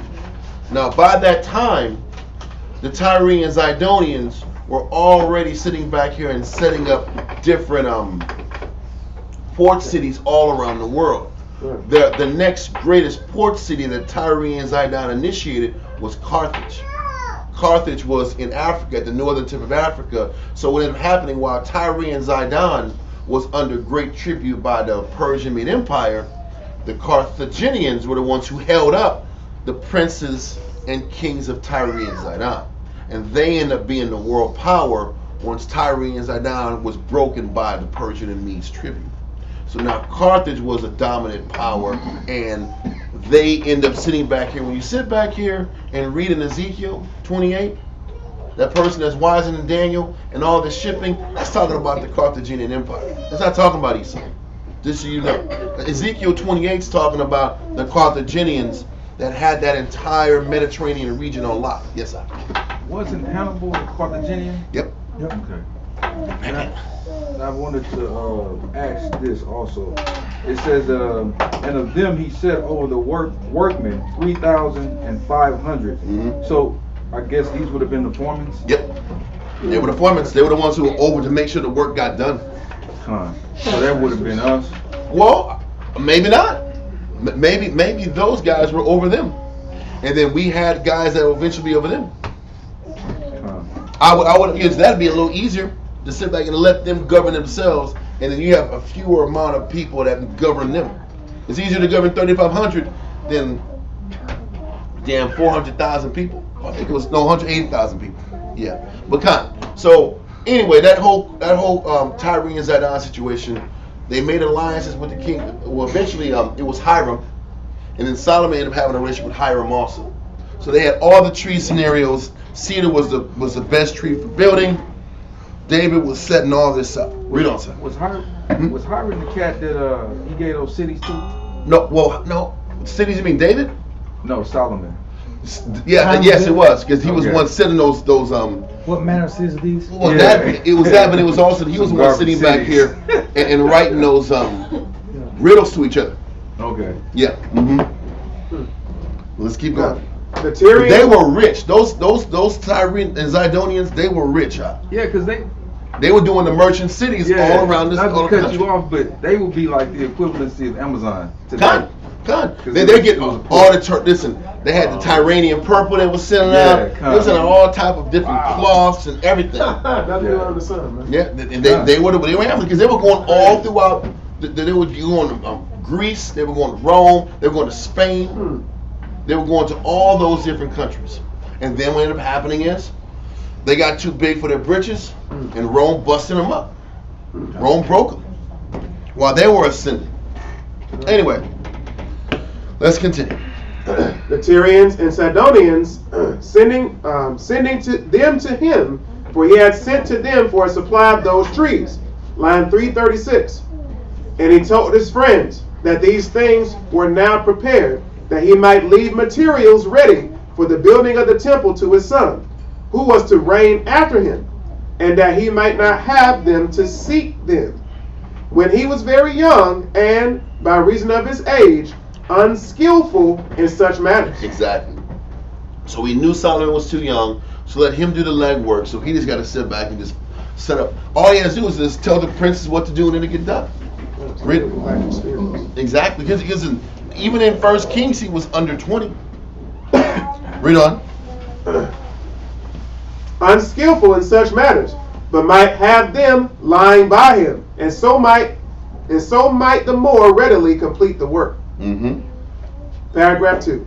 So David called his son Solomon and charged him, when he had received the kingdom, to build a temple to the Most High, and said, I was willing to build the Most High a temple myself, but he prohibited me, because I was polluted with blood and wars.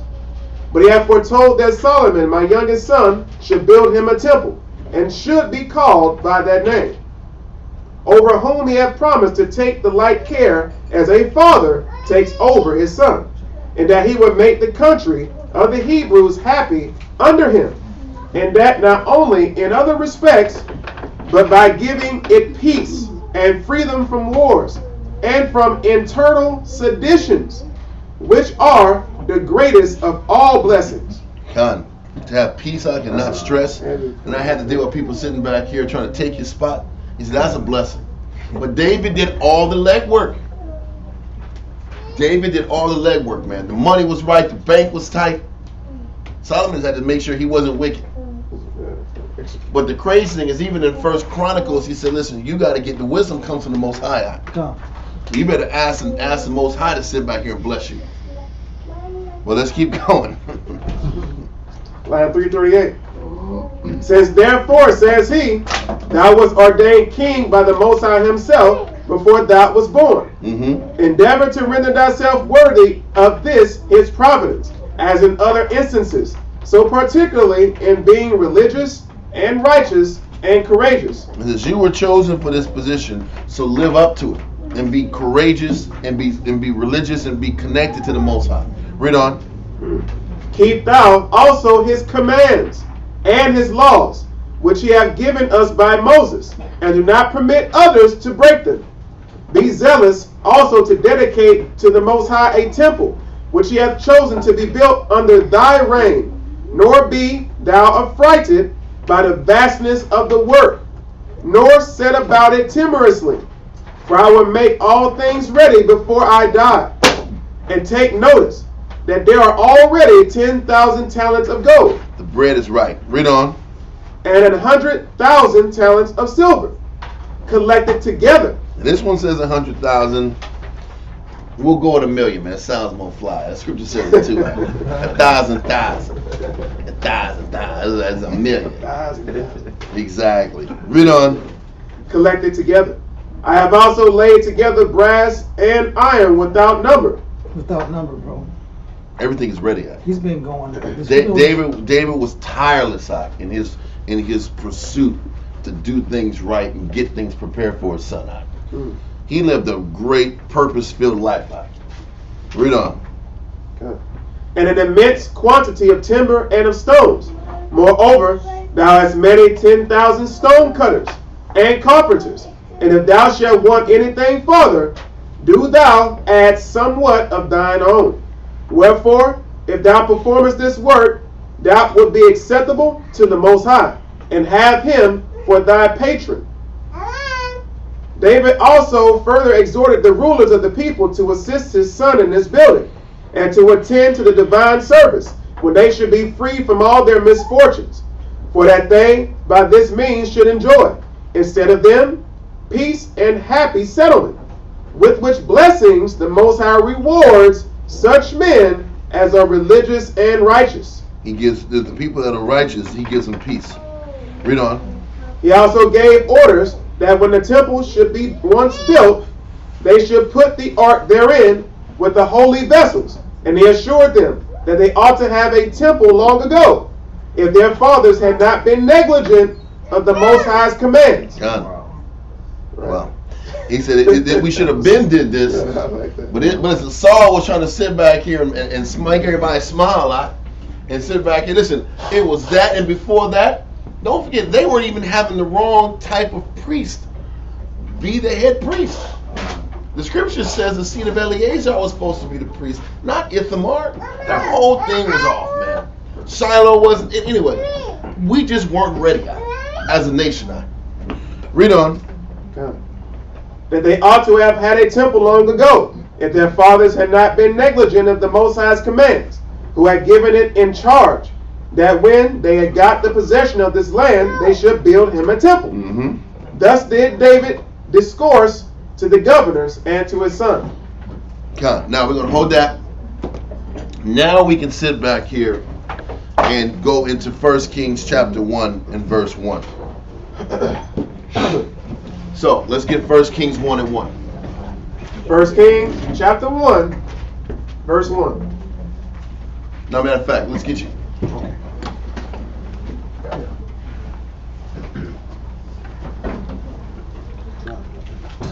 What's that?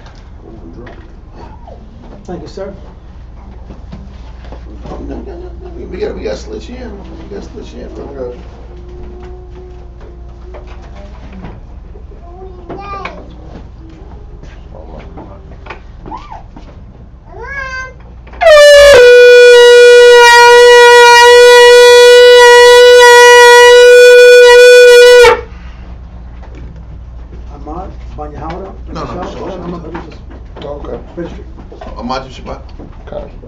I'm sorry. Now you can watch. Well, since I do this, I think I remember. Ahmad Shah Shabbatah. Ahmad Shah Shabbatah. Ban Yahweh. Shabbatah. Oh, Shah Shabbatah. Shah Shabbatah. It's Ban both Yehuda. ways. Ban Yehuda. Ban Yashua. Yes. Got it? Okay. One more time. Yes, sir. Ahmad Shah Shabbatah. Shaw Shabbatah. Shah Shabbatah. Yes. Ban Yehuda. Ban Yashua. Yes. Ahmad. All right. Ahmad. No. Okay. Yeah, we'll get started. Good. Ahmad. Shaw Shabbatah. Ban Yehuda. Ban Yashua. Ahmad. Bro. Yahweh Shema Shabbatah. Yahweh Shema Shabbatah. All right.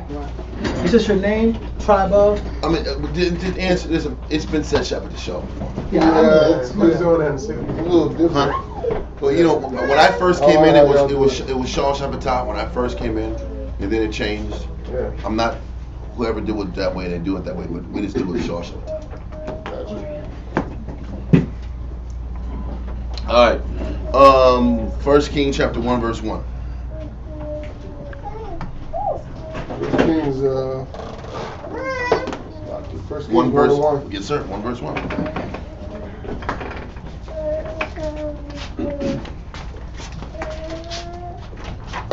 Now, King David was old and stricken in years, and they covered him with clothes, but he got no heat. So listen, he was at the point where he was losing circulation. Because when you get cold, you can't get no heat. Your circulation is bad. Okay, so the first thing that hits you is your extremities. You can't get any heat and warmth in your extremities, and that happens to most people when they get old. When their age starts to get up there. Now, hold this verse and go to Psalms 90 and verse 10.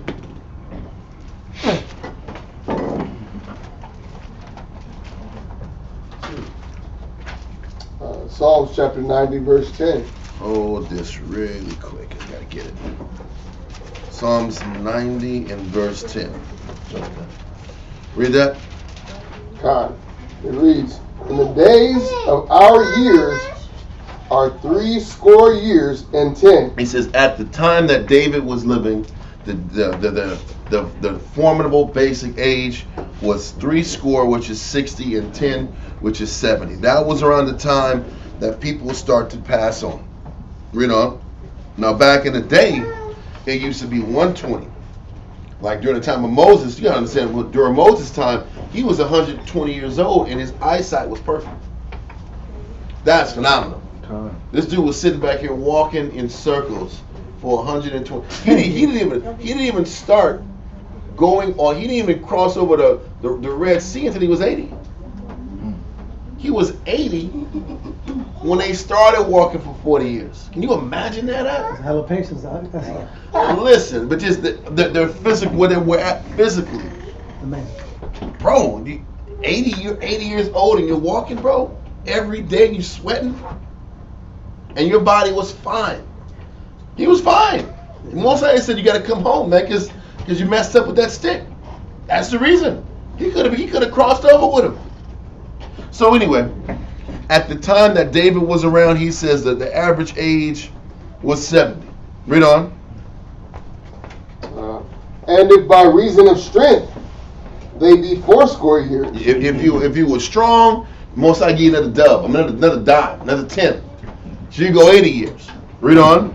Yet is their strength labor and sorrow, for it is soon cut off, and we fly away. So what he's saying is, what ends up happening, what cuts a person short from 80 to 70 years is labor and sorrow. And David had a bunch of both of those. That's the things we go through. Listen, he was fighting, he was killing, he was warring, and he had a lot of guilt. He had a lot of guilt he dealt with for his decisions. All the death of his sons. He lost 3 sons when he was living. A lot of stress at night. Stress at night and the daytime, just regret. That eats away at a man, huh? A lot of baggage, man. A lot of baggage. When you make the wrong choices, it cuts at your life. And this is another reason why Moses said, listen, man, if you just follow along and do what I say, you can live long and prosper. Yeah. But when you don't, when you break the law and you mess up, you're going to have to deal with the consequences of your mess ups, and that eats at a man. Yeah, that's true. That eats at a man's life force. He's telling you, this is why David couldn't get the other 10. All the wear and tear. Listen, the wear and tear was obvious. The physical toll of all the wars, that was one thing. But then the grief. Because he wasn't a regular age 70. He was broke down old man at 70. He couldn't do nothing at 70. He burned out at 70. That's what I'm saying. It wasn't like he was a regular dude and he phased out. This guy was frail and broken down and was cold. He lived a hard life he lived a full life. He wasn't Dr. Satan. No, it wasn't that. It was a full life, but that regret and that guilt wore him down. There's no doubt. So he's explaining that he would have hit 80 without that labor and sorrow in the back of his head.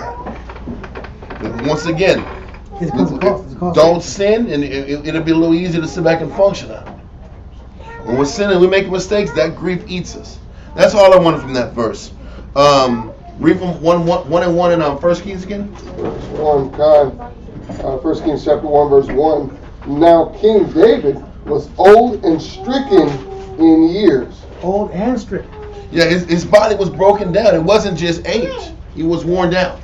Read on. I like the fact that you pulled that scripture in Psalms. Yeah. Because we read it, and we're reading it like it's a story instead of putting real life scenarios Context, to it and everything that he's been through. Mm-hmm. And now it makes more sense when you pop the Kings chapter 1 and you read verse 1, like, oh, now I can understand. That grief and what he went through, I wore him down.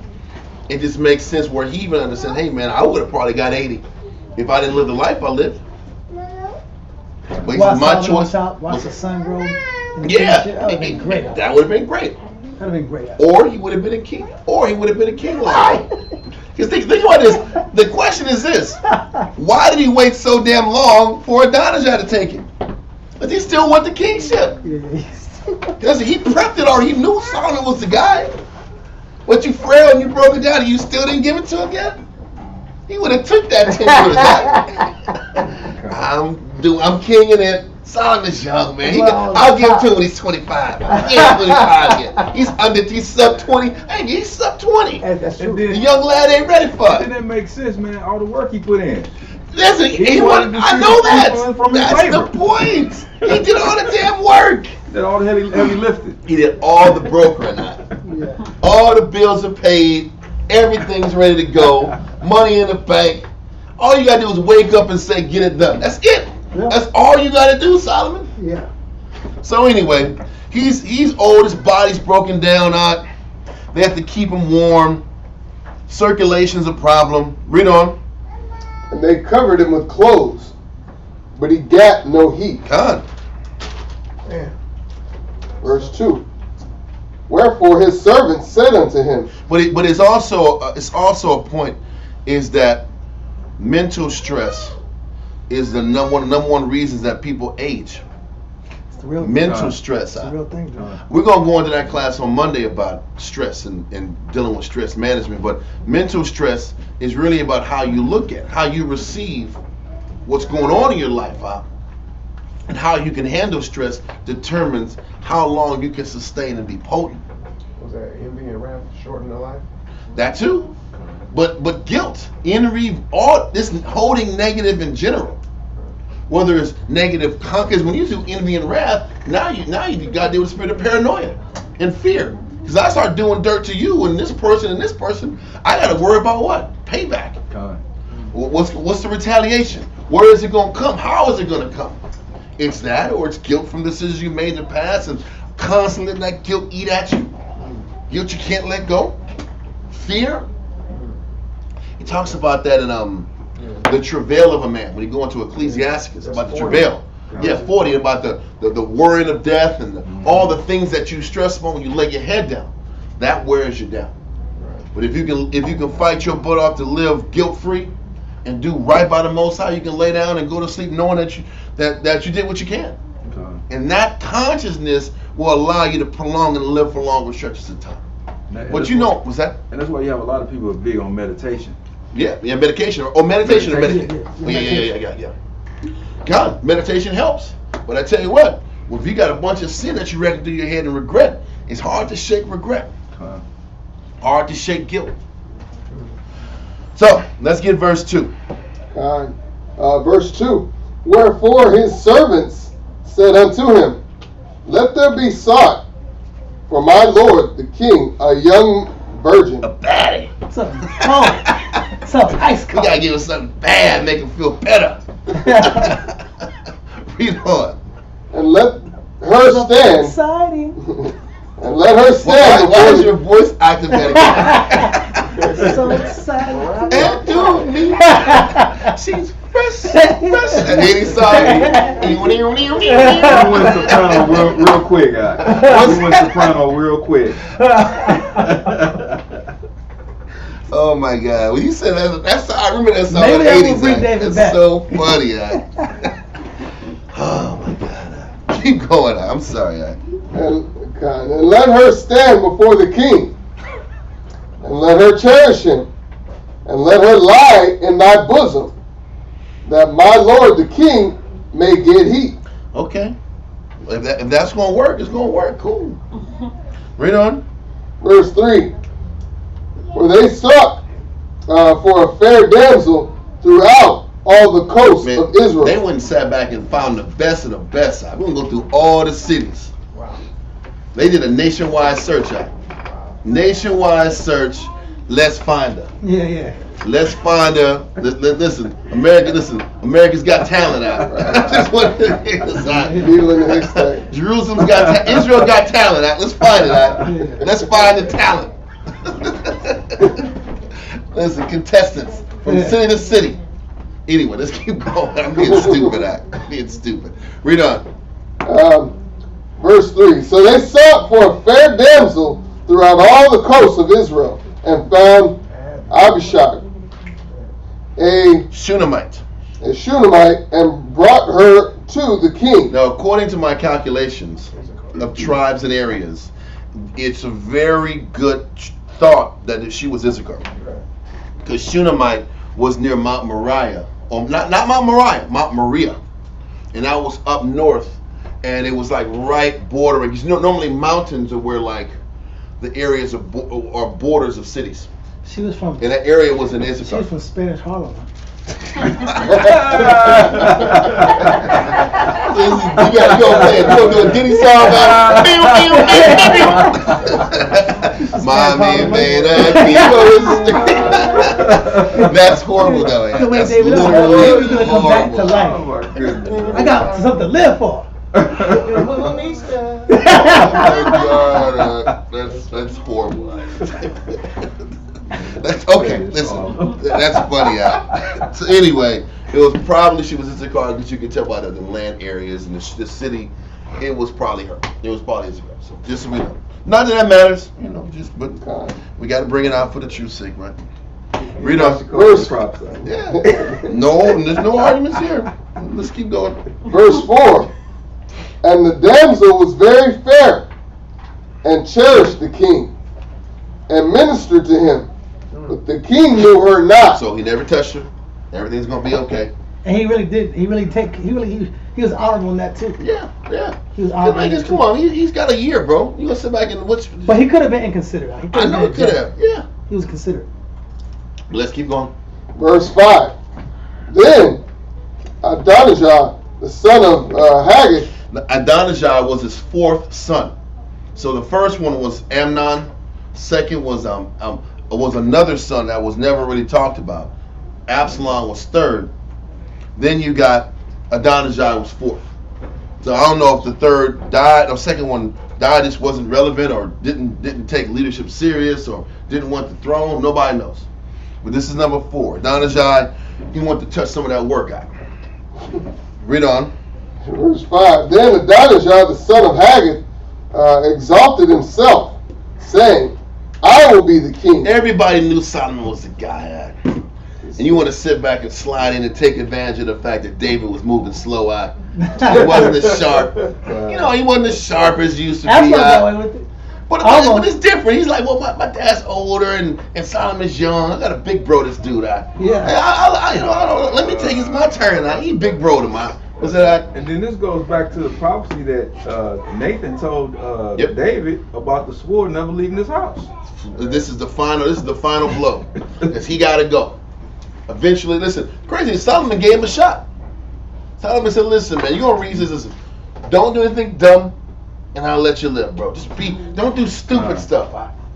And if you show yourself worthy enough to make dumb, boneheaded choices, then everything's going to be okay.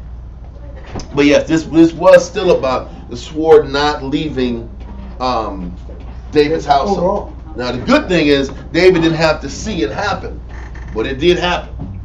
Let's keep going. Thank God he didn't see it. That would have finished him off if it. That was mercy from the Most High that he didn't finish his year. God. How you feel, Absalom? Yep. Let's keep going. You got it. Middle of verse 5. And he prepared him chariots and horsemen, and 50 men to run before him. When you start sitting back here and setting up chariots and horses, first of all, the Most High always said in Deuteronomy not to multiply horses. Exactly. You even see there's a difference. Matter of fact, I read this a long time ago, and I never talked about it. Let me see something. Let me see.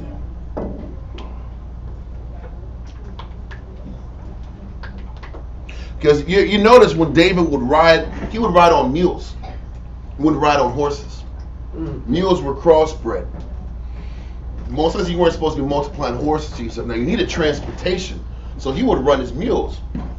This guy's sitting back here turning up with these chariots and these outstanding horses out. That shows regality. That shows power. When you see somebody rolling through the city in chariots and horses, you flexing that. Was that? It's just like today, because every car is measured by what? It's horsepower. Exactly. So it's just like multiplying cars today. No different than they will multiply horses back then. Exactly. They just couldn't skirt. They were like, I'm being stupid. But that's what you're saying is the case. I'm rolling a chariot, I'm rolling in power, and all these horses in front. This guy must be the king coming up. The money Mayweather. It's all money Mayweather. He's flexing that. Because when people start seeing this dude flex with all this power, this guy's the next in charge. Well, they know he was. This guy's raising up. This guy's sitting back here and taking the throne. What's we call it? Absalom did the same thing with his horses and chariots. He did the exact same thing. Read on. Verse 6. And his father had not displeased him at any time in saying, Why hast thou done so? And that's what doesn't make sense. And that's why it's important that you put that 1 Chronicles 22 verse 1 through 19 in the middle of it. Because David did all this work and already set up Solomon. Why would you not contest it? Unless he's maybe losing it a little bit, getting senile, and lost his mental, spiritual sharpness and edge. Why else would you not back Solomon and cut this thing off immediately? David didn't say anything. Now listen, Adonijah didn't proclaim himself to be king. But if you walk like a king, you talk like a king and you act like a king, then it looks like you're trying to be the king. Hey, Adonijah didn't say, I'm the king, everybody, like Absalom did it. He didn't blow the horns and the trumpets like Absalom did. But you're flexing like you are. And David's not saying anything about your flex. And we know David had waves of issues, bro. Yeah. You know when he tarried, he was dealing with. He was tearing his ass off. He was tearing hard, but he also had waves of not depression. What was it? When he lost his son. Regret. Oh, He had sentiment. he had waves of Well, sentiment. I'm gonna tell you this. There's no doubt, and I'm glad you brought that up. I'm glad you reminded me. He spoiled his kids rotten out. That was, if you could tell by how they were all his sons, they were very entitled, privileged kids, and you couldn't tell them nothing. Now the thing is this: the Most High would have winked at that deficiency in how he dealt if he wouldn't have sinned. Yeah. Theirs would have been brats that would have faded out. Yeah. But what it also shows you is the Most High even knows what you might not be perfect in, and if you stay true to Him, He'll wink at what you're not At weaknesses. potent at. Huh. He should have been whooping their ass a long time ago out. When he was sitting back here, Chi born all of them out. Yeah. Listen, Absalom trying to kick you out, bro. You can't let this guy slide. But you can see why I teach him out. If you're always at war and you're always away out, Let me give him gifts. come on now. Let me give him toys and stuff. I'll always be gone, and then when I pop up, I'm whooping ass all the time out. So you saying that because he's out in the war all the time, you don't get to see him. So I'm just gonna smile You're and teaching him. Huh? and give him bread and candy and stuff like that, sweet bread and stuff I'm like always gone. I'm always in caves out. I'm always at battle out. You want to come home and be loved out. I mean, and then you can say he spoiled his kids, or you can say that he sacrificed his fatherhood for the nation. God. And he didn't properly know how to split it up. But see, however we can explain it, what I truly believe, is that if you're still doing right by the Most High, He will wink at the deficiencies a man might have. And this goes back into class on Wednesday, why everybody has to still be in order. Because for whatever deficiency a person has, you still got to stay in order and follow that man, follow that husband, follow that brother. Because the Most High is the judge of everything. He would have let it slide if he wouldn't have did the wicked act of taking Bathsheba. And that's the point. But yeah, these guys were entitled. Listen, Adonijah didn't give two shits about the prophecy. He didn't give two shits about the fact that Solomon was supposed to be the king. He knew it. You gonna say everybody in the house didn't know, and Daddy's house didn't know that this guy was gonna be the king? Come on, everybody knew. You know Solomon's the king, Adonijah. You gonna be serving your little brother? You gonna be number 4, my guy. You gonna be washing his feet? You gonna be serving the king? You gonna be bowing out of Solomon? Old Solid? We gonna be bowing out of Solid? You know they had little bullshit nicknames. You gonna be bowing out of Solid? Hell no! You know, Adonijah was probably like 30. He was older now. This is my time. That's my time. Yeah. I'm smart. You gotta get afraid don't answer. I can do things. I can lead. I can put a building together. You already got all the gold. It's already done. Anyway, I can only imagine what kind of crazy infighting was going on at the house. Especially, he does this. You know, Adonijah knew Solomon was the chosen because he was the only brother not invited to this thing. I'm spoiling the story. Keep going. Verse 6, and his father had not displeased him at any time in saying, why hast thou done so? And he also was a very goodly man. Everybody falls for the pretty boy, man. Everybody loves the guy who looks good. He's the king. This guy's handsome. Let this man be the king. He can represent me. Chilies. Look how good he looks. Strong, potent looking dudes. He is the leader of Yisrael. Right. It's ridiculous, huh? Everybody goes for looks and not spirit and not character. Read on. And his mother bare him after Absalom. Mm-hmm. Absalom. Genetic traits. Yep. Right. Kinda. Verse 7. And he conferred with Joab, the son of Zeruiah. Yeah, and that's Zeruiah is David's sister. And so he's listen. So before he did it, he needed to get some muscle behind him. So he said, Joab, I need your backing, bro. I'm gonna make a run at it, G. I'm I'm making a run, Joe. I need you back. You got to, cause he gonna be the one that gets it done. Dirty Joe gonna get it done. Listen, he is Dirty Joe. He gonna get the job done. He's the bad uncle. Listen, he's the bad uncle, bad Santa, bad uncle. He'll get it done.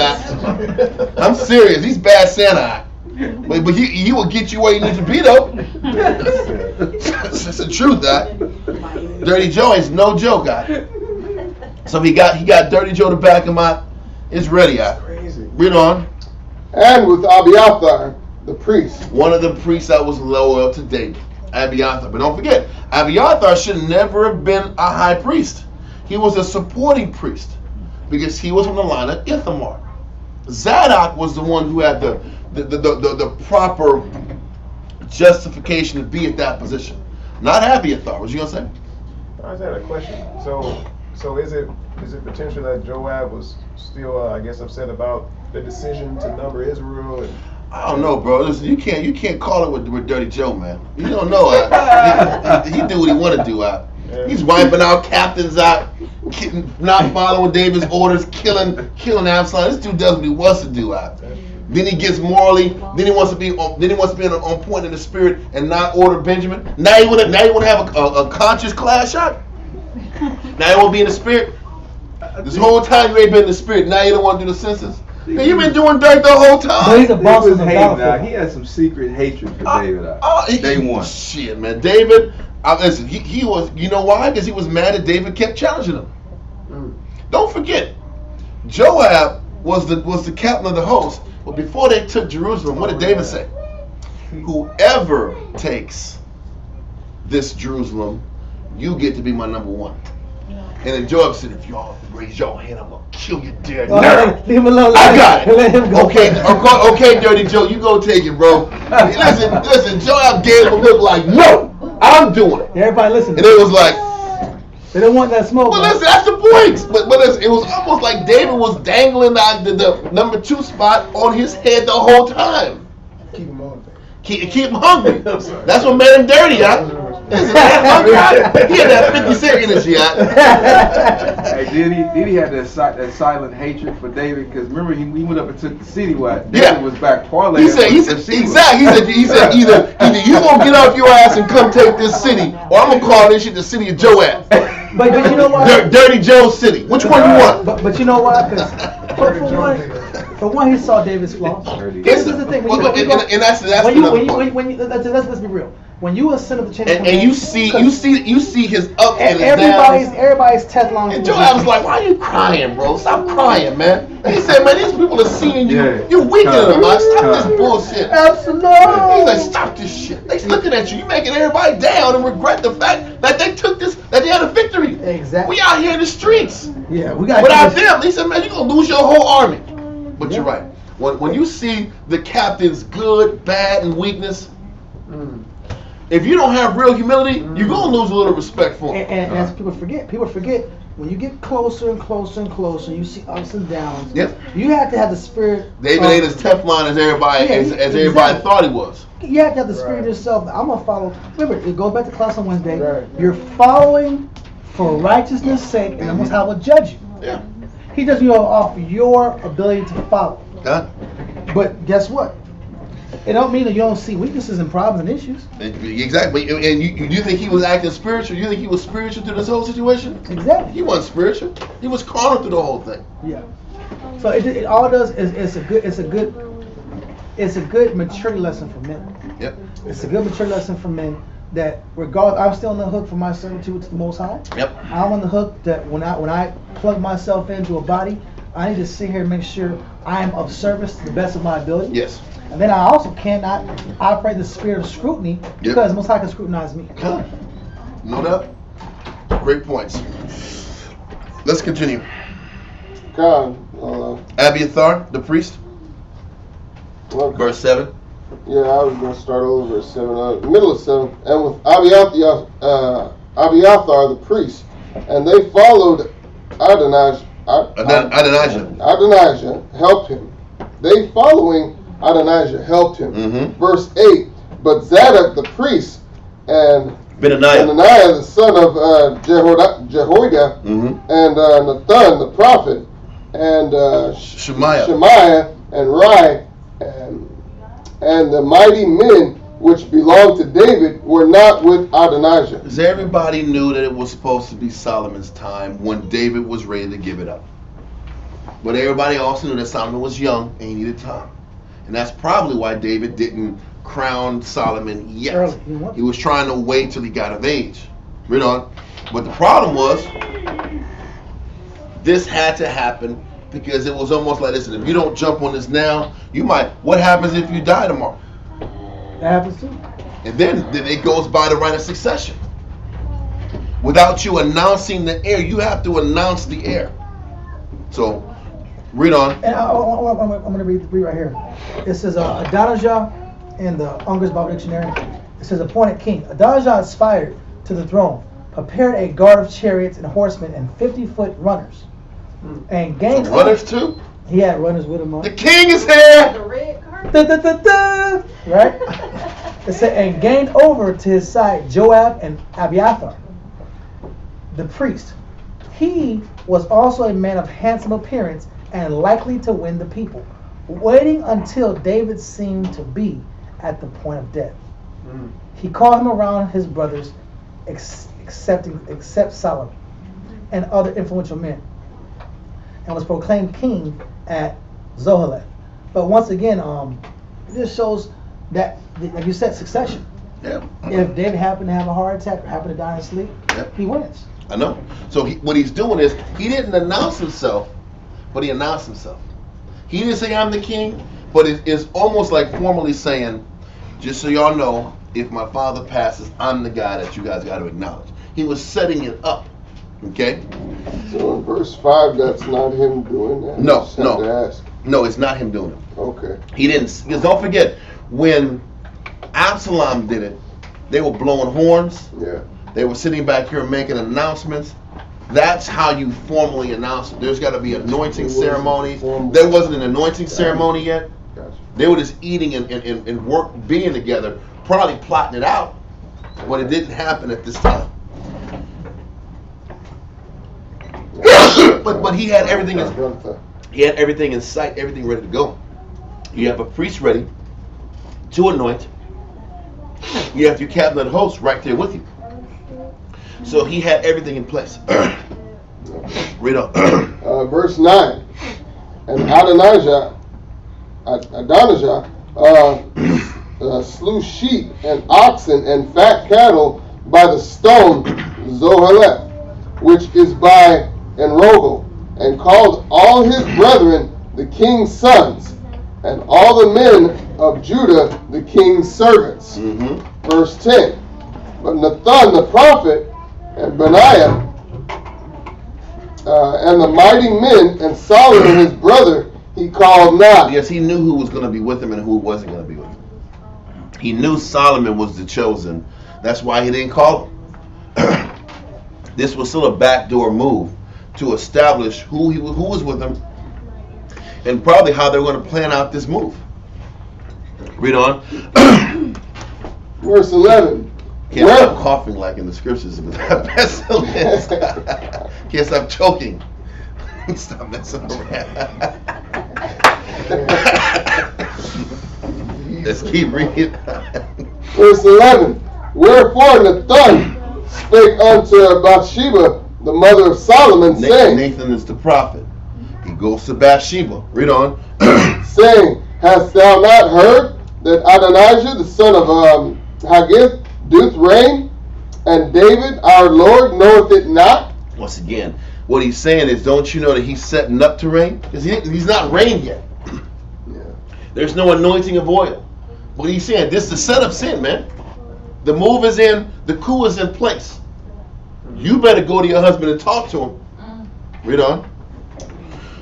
Verse 12. Now therefore come, let me, I pray thee, give thee counsel, that thou mayest save thine own life and the life of thy son Solomon. Because the only way Adonijah can completely secure the bag is he got to take the heirs out. The true heir got to get taken out. in order for there to be peace. And this is how kingships have been going on. This is the beginning of time. Sons die every day, B, in the king's mansion. So let's keep going. Verse 13. Don't forget, this is like the step before the step.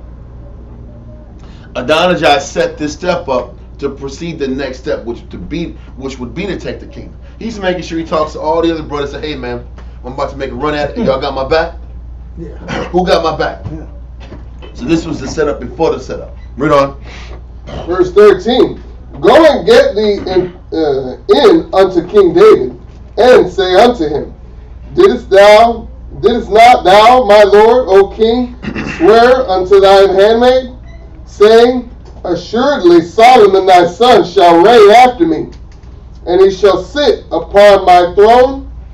Why then doth Adonijah reign? So Nathan is telling Bathsheba, this is what you have to tell your husband. Bathsheba, go to him and say, babe, didn't you tell me that Solomon was going to be the king? If that was the answer, then why is Adonijah reigning? But she's obviously saying that Adonijah was reigning to start putting pressure on on David to sit back and crown Solomon. Read on. This is to force his hand to hurry this up. Read on. Verse 14. Behold, while thou yet talkest there with the king, I also will come in after thee and confirm thy words. And what's crazy is that Nathan is like, after you're talking to him and you soften him up, I'll come behind you. There's always, this whole time, there's been strategy and tact that has to come and play with communicating to the king. You couldn't just roll and spit and say what the hell you want to say. There was always tact and skill that had to come behind approaching him with delicate matters. If not, you can get in trouble. Well, you can get killed. It's almost like careful. Yeah. What's that? I was just wondering. It's almost kind of like it's almost like training them how to talk to the Most High. When Scripture talks about before you pray, prepare what thou sayest. And just learning how to have your words salted with salt, seasoned with salt. Yeah, You got to learn how this, because even how Nathan set up the whole check about It's perfect. with Uriah. Remember when Nathan was telling the story about this man, this poor man that he had this one goat, ewe lamb, and he was part of the family. He was part of the family. He would feed him at the table. He was like a little dog pet. And then this guy sits back here, this rich guy comes and takes the one pet. But he had to set it up like that before laying the hammer on him. Because he had to learn how to sit back here and talk properly to the king, because if not, you'd get killed. You'll read about Jeremiah having to do the same thing. And how when Jeremiah was pissing off these kings, they threw him in jail. I don't like what you're saying, bro. Throw this guy in a joint. He's not giving me good answers. So this is the problem of dealing with kings. You can't talk to him as a brother. Anyway, let's keep going. Verse 15. And Bathsheba went in unto the king into the chamber, and the king was very old. But he was just broken down. He was just broken down. And he was probably, his mind wasn't on christening Solomon. He was probably just focused on surviving. Staying warm. Staying warm. I gotta stay warm, man. So his mind wasn't on. That matters. Because he already did the prep, so his mind was on something else. Read on. I guess he didn't even think Adonijah was going to sit back and make a move like this. Anyway, let's keep going. Middle of verse 15. And Abishag, the Shunammite, ministered unto the king. He's feeding him, man, taking care of him, man. And Bathsheba bowed and did obeisance unto the king. Mm-hmm. And the king said, What wouldest thou? What do you need? Read on. She said unto him, My lord, thou swearest by the Lord thy power unto thine handmaid, saying, Assuredly Solomon thy son shall reign after me, and he shall sit upon my throne. He shall sit upon my throne. Verse 18, and now behold, Adonijah reigneth. And now, behold, Adonijah reigneth, and now, my Lord the king, thou knowest it not. Verse 19. And he said, and he hath slain oxen and fat cattle and sheep in abundance, and hath called all the sons of the king and Abiathar. What do you think this is happening? I'm slaying all these animals because we're about to have a feast. We're about to have a party. We're going to eat. We're going to drink. Because soon is going to be my time. Right. This wasn't a coronation ceremony, but it was just a gathering of all the people in preparation for the next move. It's Captain Party. Yeah. It's time. Exactly. Read on. Middle of 19. And Joab, the captain of the host, but Solomon thy servant hath he not called. Verse 20. And thou, my Lord, O king, the eyes of all Israel are upon thee, that thou shouldest tell them who shall sit on the throne of my Lord the king after him. Okay. Verse 21. Otherwise it shall come to pass when my Lord the king shall sleep with his fathers, that I and my son Solomon shall be counted offenders. Verse 22. And lo, while she yet talked with the king, Nathan the prophet also came in. And they told the king, saying, Behold, Nathan the prophet. And when he was come in before the king, and he bowed himself before the king with his face to the ground. And Nathan said, My Lord, O king, hast thou said, Adonijah shall reign? Adonijah, I'm sorry. You're good. Shall reign after me, and he shall sit upon my throne. For he is gone down this day, and hath slain oxen and fat cattle and sheep in abundance. They're establishing that spirit of urgency out, like the sky's falling out. Read on. And hath called all the king's sons and the captains of the host, and Abiathar the priest, and behold, they eat and drink before him, and say, The Most High save King Adonijah. But me, even me, thy servant, and Zadok the priest. First of all, they didn't say God saved the king Adonijah. They didn't say that. Did it say that? Mm-hmm. That's not what I read. They kind of put a little butter on it. They put a little extra on it. They didn't say God saved the king Adonijah. They're trying to set this urgency. Listen, man, he about to take the kingdom, huh? All this work he did for Solomon is thrown out the door. Good. I'm just saying, you got to sit back and look at those little details. They didn't say God saved the king. Anyway, there's something to think about. Read on. Verse 26. But me, even me, thy servant, and Zadok the priest, and Benaniah the son of Jehoiada, and thy servant Solomon, hath he not called. He's like he's explaining it's a setup. They're trying to go around and circumvent the people who have been loyal to you. Read on. Verse 27. Is this thing done by my lord the king? And then now Nathan's like, did you authorize this? So somebody's authorizing things behind your back, King. He know damn well he authorized it. Exactly. But that's the point. But you got to set it up like, my lord, my liege. Yeah. Did you sit back and do this, my liege? Because they didn't invite us. Did you want us to not be there? And they're talking about like Adonijah's a king and he the king and he's slaughtering lambs. I'm trying to make sure you cleared this. Why is it servant? You see how you set? He's going back door out, and David's like, hey, "What? I ain't happy. I didn't do that. I didn't do that." This person's wife is doing it. Then Nathan's coming. He's got to rile him up. Right? You got to rile up this old lion out and get him going. You got one more ride out. You got to wake this man up. Right? I bet you his blood's pumping now. Right? His fingers is good. Right? His fingers and his toes are moving perfect now because he got his blood warming up. Right? God's taking you out. What's up, right? You can't just say it like that, though. Right. He can't just say Adonijah's taking your shit. You gotta say, well, sir, my liege, did you authorize this, sir? I don't know. I'm just throwing it out there. I get it. I completely get it. Very strategic. strategic. Exactly. And it's the prophet doing this. Anyway, keep going. Verse 27. Is this thing done by my lord the king, and thou hast not showed it unto thy servant? Who should sit on the throne of my lord the king after him? Mm-hmm. Verse 28. Then King David answered and said, Call me Bathsheba. And she came in to the king's presence and stood before the king.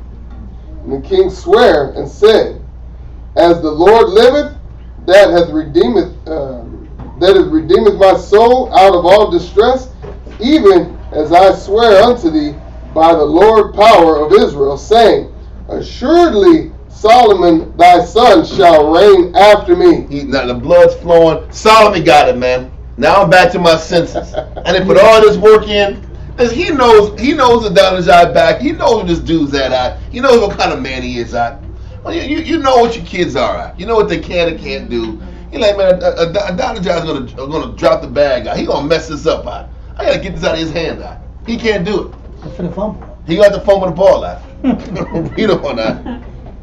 And he shall assuredly Solomon thy son shall reign after me, and he shall sit upon my throne in my stead. Even so will I certainly do this day. Verse 31. Then Bathsheba bowed with her face to the earth, and did reverence to the king, and said, Let my lord King David live forever. That's just a very flattering thing. It's forever release. Keep going. Verse 32. You got a year left, bro. Anyway, let's keep going now. Verse 32. And King David said, Call me Zadok the priest, and Nathan the prophet. My day ones. I need my day ones here now. Yeah. Read on. And Benaniah the son of Jehoiada, and they called before the king. They came, yeah. They came, before the king. I need my glasses. You're good. Verse Same 33. here, bro. I'm having big Bibles now. This is big Bible time, Yeah. Straight up, big Bible. I used to have this small one forever, and I said, I can't rock the small Bibles anymore. Yeah. Those days are over. I can't do it. Bigger letters. Yeah, that's too small, bro. That's tough. You gotta go to the Walmart one. It's the big joint. Well, let's keep going. Verse 33. You're good. The king also said unto them, Take with you the servants of your Lord, and cause Solomon my son to ride upon mine own mule. My own horse. Read on. And bring him down to Gihon, and let Zadok the priest and Nathan the prophet anoint him there king over Israel. That's how you justify it. You got to have the anointing with the priest. They were partying, eating chicken, but they sitting back here. David's making the move to sit back and transition power ASAP. This happened at the same time when they smacking on lamb.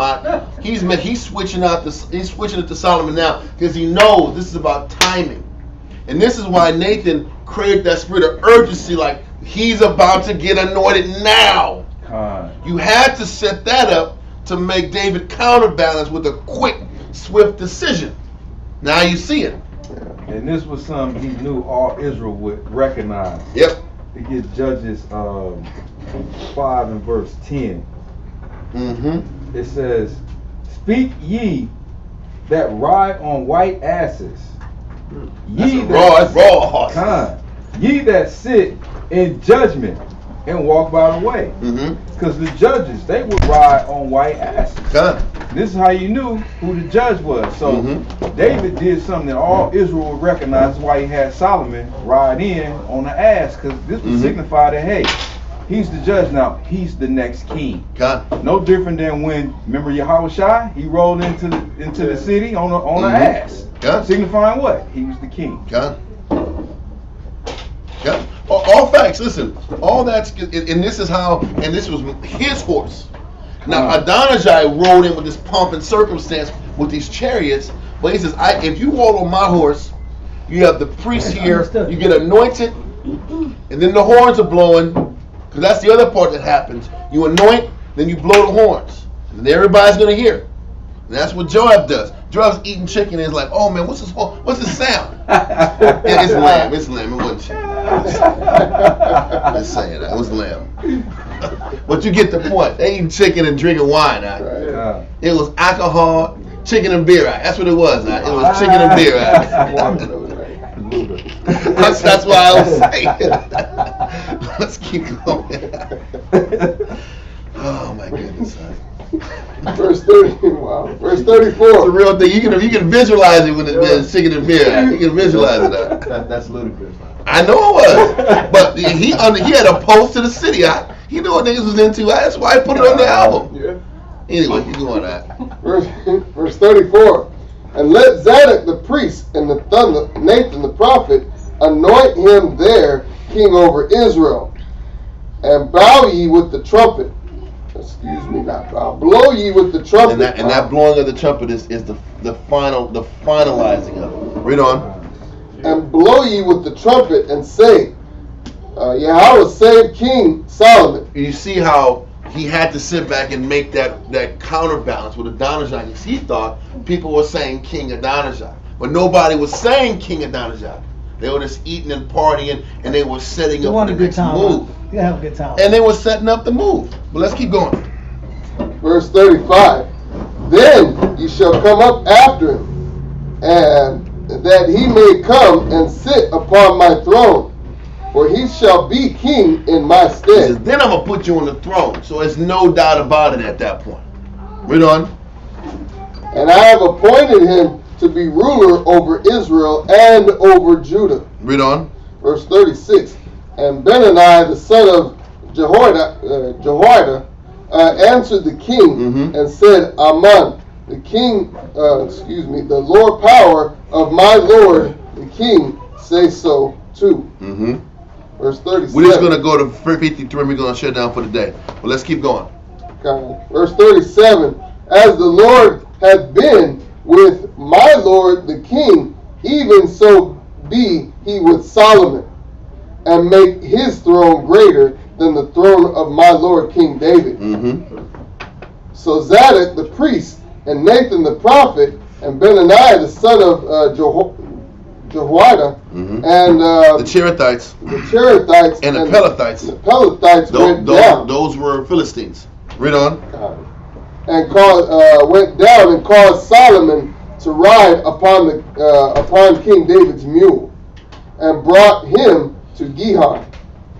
And Zadok the priest took an horn of oil out of the tabernacle and anointed Solomon. And they blew the trumpet, and all the people said, Yahweh save King Solomon. And all the people came up after him, and the people piped with pipes. It was blowing horns out. Solomon's the king. It was like a speaker box contest. Yeah. They played it. They party. They just. Our music loud. Exactly. They were piping with pipes out. They was partying. Everybody wants to party out. But this is a coordinated ceremony. The whole city is overjoyed about Solomon being a king. Read on. And rejoiced with great joy, so that the earth rent with the sound of them. Verse 41. And Adonijah. That was loud then, bro. That's crazy. Read on. And Adonijah, verse 41. And Adonijah and all the guests that were with him heard it, as they had made an end of eating. After all the chicken's gone out, then they hear the music out. Hey, what's going on, man? Read on. Right. It's like middle of 41. And when Joab heard the sound of the trumpet, he said, Wherefore is this noise of the city being in an uproar? Why is everybody going bananas right now, bro? Because he got his ear to the street side. Joab always knows what's going on in the street side. There's something going on, man. Read on. Verse 42. And while he yet spake, behold, Jonathan, the son of Abiathar, the priest, came, and Adonijah said unto him, Come in, for thou art a valiant man, and bringest good tidings. This was bad news he brought out. He thought Jonathan was going to bring good news out. Okay, right. He said, you're a valiant man. You're a brother. How you cool, brother? What's the good news, man? What's everybody here chilling for? What's everybody excited for? Read on. What's everybody excited for? Verse 40. Wow. Verse 43. And Jonathan answered and said to Adonijah, verily our Lord King David, verily our Lord King David hath made Solomon king. He's like, the whole room got, the whole room got quiet. They're like, shit. Ain't somebody doing this. They on the wrong They picked the wrong side. Here we go again. And now they got to figure out how can I make this right with the big guy. I feel like How can I make this right with the big guy at? I feel like Joab already thinking like, man, I'm gonna get out of this one. I know. His mind is spinning, huh? Well, like in the sense of like, how am I going to take advantage again of someone else's? Well, yeah. I got to figure. First of all, I got to figure a way for not getting killed, and then I can worry about taking other people out later. Right. Let's keep going. Verse 44. And the king had sent with him Zadok the priest, and Nathan the prophet, and Benaniah the son of Jehoiada. And the Cherethites. Jehoiada? How would you pronounce that? Jehoiada. Jehoiada? Mm-hmm. Okay, I'm going to say that from now on. Every time I run into that. Jehoiada and the Cherethites and the Pelethites, and they have caused him to ride upon the king's mule. Mm-hmm. Verse 45. And Zadok the priest and the son of Nathan the prophet hath appointed him king in Gihar. And they are come up from thence rejoicing. Everybody smiling at. Read on that. So that the city rang again. This is the noise that ye have heard. Mm-hmm. Verse 46. And also Solomon sitteth on the throne of the kingdom. Oh, And he's on the throne, my guy. He's on the sitting throne. there chilling. That's checkmate. It's over, and that's the point. It's over. Read on. Verse 47. And moreover the king's servants came to bless our Lord King David, saying, the Most High made the name of Solomon better than thy name. Uh-oh. Read on. And make his throne greater than thy throne. And the king bowed himself upon the bed. Bad news. Read on. Verse 48. And also thus said the king, blessed be the Lord power of Israel, which hath given one to sit on my throne this day. Oh man, it's over. He sent the message out. Yeah, it's over. The mess is out. You're walking dead, man. Now you better go home and be in order. You better be in order. And you better bow. You better bow the knee and kiss the ring. At this point, that's your only choice.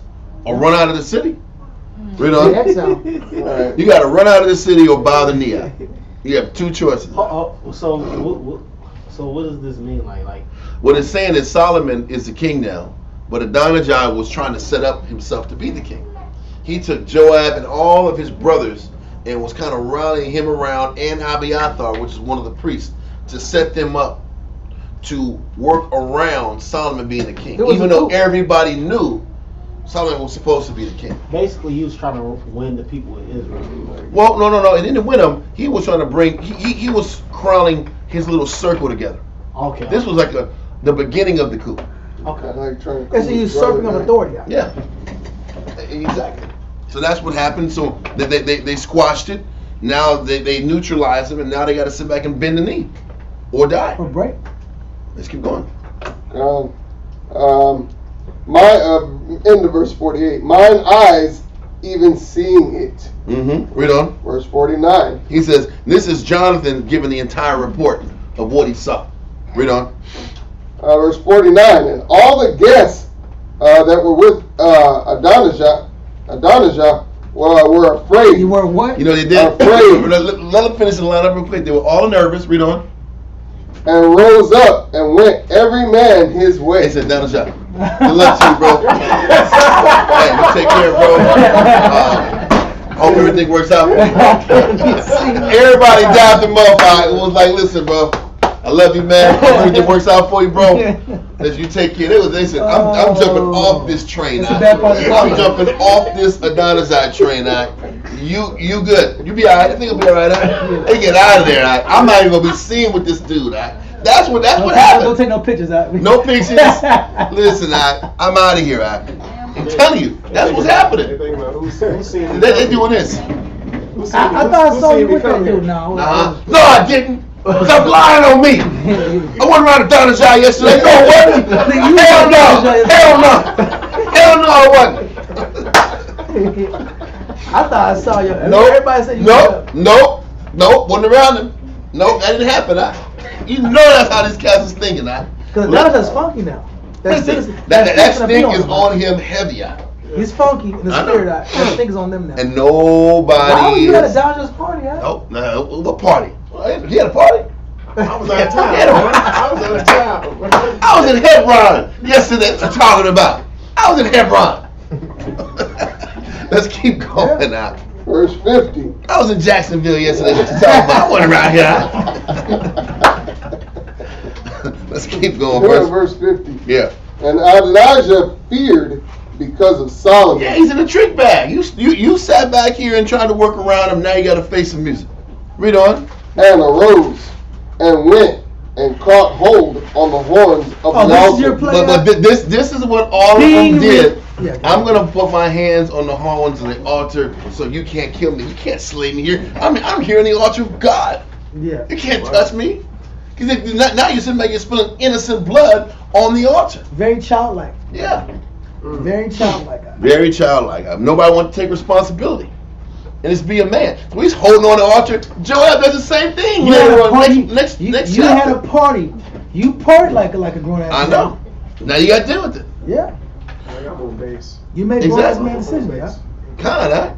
But now you want to put a square card. Now, what would you have done with Solomon if you was the king? Probably would have took him out. Exactly. That's the point. He's projecting that. Yeah. But let's keep going. Verse 51. And it was told Solomon, saying, Behold, Adonijah feared King Solomon, for lo, he had caught hold on the horns of the altar. Like a little bia. How long was he at the altar? Like a little bia. Because he knew over there death- holding him he on knew the death was horns of the coming. altar. He knew that was coming. I know. That's what he's holding on like a little You bia. could feel that. Okay. It's the truth. Like, you know what? I effed up. It's I'm over. going to sanctuary. I'm going to go to Jesus. Hey, you know what? I get that. I understand that. I get it. But you know what? They told Solomon, we're gonna find out what he did, because he was a pre-20-year-old guy right now. He wasn't a 20-year-old. It tells you in like chapter 3 when he starts to send those prayers up and all those oxen. He says, I'm still a child. That don't mean he was 10. He was under 20. Right. Okay? What my will? No, I know I came in kind of late. Yeah. Kind of missed it, but what like Adonijah? What's like? You gotta listen. You gotta ask about Adonijah at, huh? No, I'm asking like what made him like take hold of the horn, like. Well, he took hold of the horn because he tried to take the kingdom. He tried to take the kingship. Okay. And they found out. Nathan and Bathsheba went to David and said, listen, this guy's trying to take the kingdom over. What are you going to do about You it? heard the intricate plot. So Yes. he was That's the biggie plot. Yes, exactly. Warning. Who the hell is this waking me up with me and Abishai at the house? Chilling in the room. Point is this. They found out that Adonijah was trying to take the kingdom. And then what ends up happening is they make a counterattack and they get Solomon to the kingdom. Now Adonijah is stressing out. He's sitting back holding on to the horns of the altar, afraid he's going to get killed. Yeah. Message gets to Solomon. Now we're going to find out what Solomon does. Read on. Middle of 51. Just read 51 from the top again. Oh God. Verse 51. And it was told Solomon, saying, Behold, Adonijah feareth King Solomon, for lo, he had caught hold on the horns of the altar, saying, Let King Solomon swear unto me today Playing word games. that he will not slay his servant with the sword. Tell him this is. He says, I'll leave here if Solomon swears he won't kill him. It's a weak play out, but let's keep going now. Verse 52. And Solomon said, If he will show himself a worthy man, If he shows that he's worth my mercy, I'll keep him alive. But he got to carry himself in a way that's respectful. Merit. If he can carry himself in a respectful way, I won't kill him. But the second you get out of line, I'm gonna bust you up. That was a powerful, strong response. He showed mercy, but he established a tone that he was not to be played with. Yeah, make up. And this was Solomon at a young age, y'all. And he's going at Adonijah, which had to be at least older than him, 10 years older than him. He said, if Adonijah don't act up, I'll keep him safe. But if he starts acting up, I got to deal with him. Read on. Verse 52, and Solomon said, if he will show himself a worthy man, there shall not an hair of him fall to the earth. But if wickedness shall be found in him, he shall die. Mm-hmm. Verse 53, so King Solomon sent, and they brought him down from the altar. And he came and bowed himself to King Solomon. He still had to kiss the ring. He said, listen, I'll spare him, right, but he got to get back here to the temple, right, and he got to sit back here and show his respect. Yeah. Then he bowed, he kissed the ring, and he went. Read on. And Solomon said unto him, go to thine house. Get your ass out of here, man.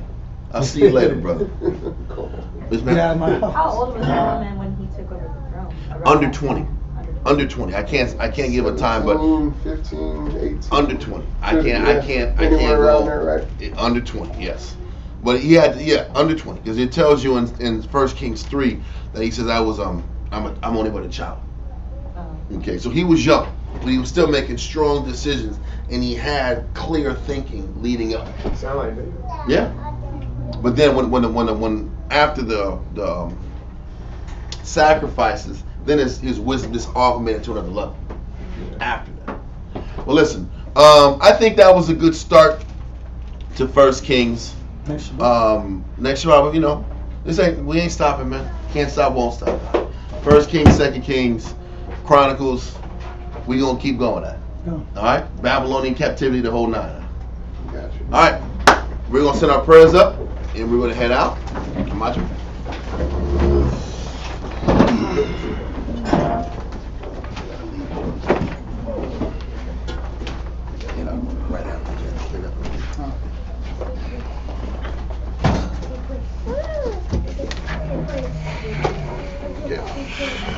Face east. Watch your foot. Yahweh. In the name of Yahweh Shai. Please listen to us right now. Send Michael and the righteous angels to watch over, bless, heal, protect, and make strong the people of Yasharallah. Also send unto us much wisdom, much knowledge, much understanding, much patience, much faith, much brotherhood, and much love. Spiritual power. And forgive all of our sins. Yahweh Shai come quickly. For in thee is our hope. Always. And forever. Amen.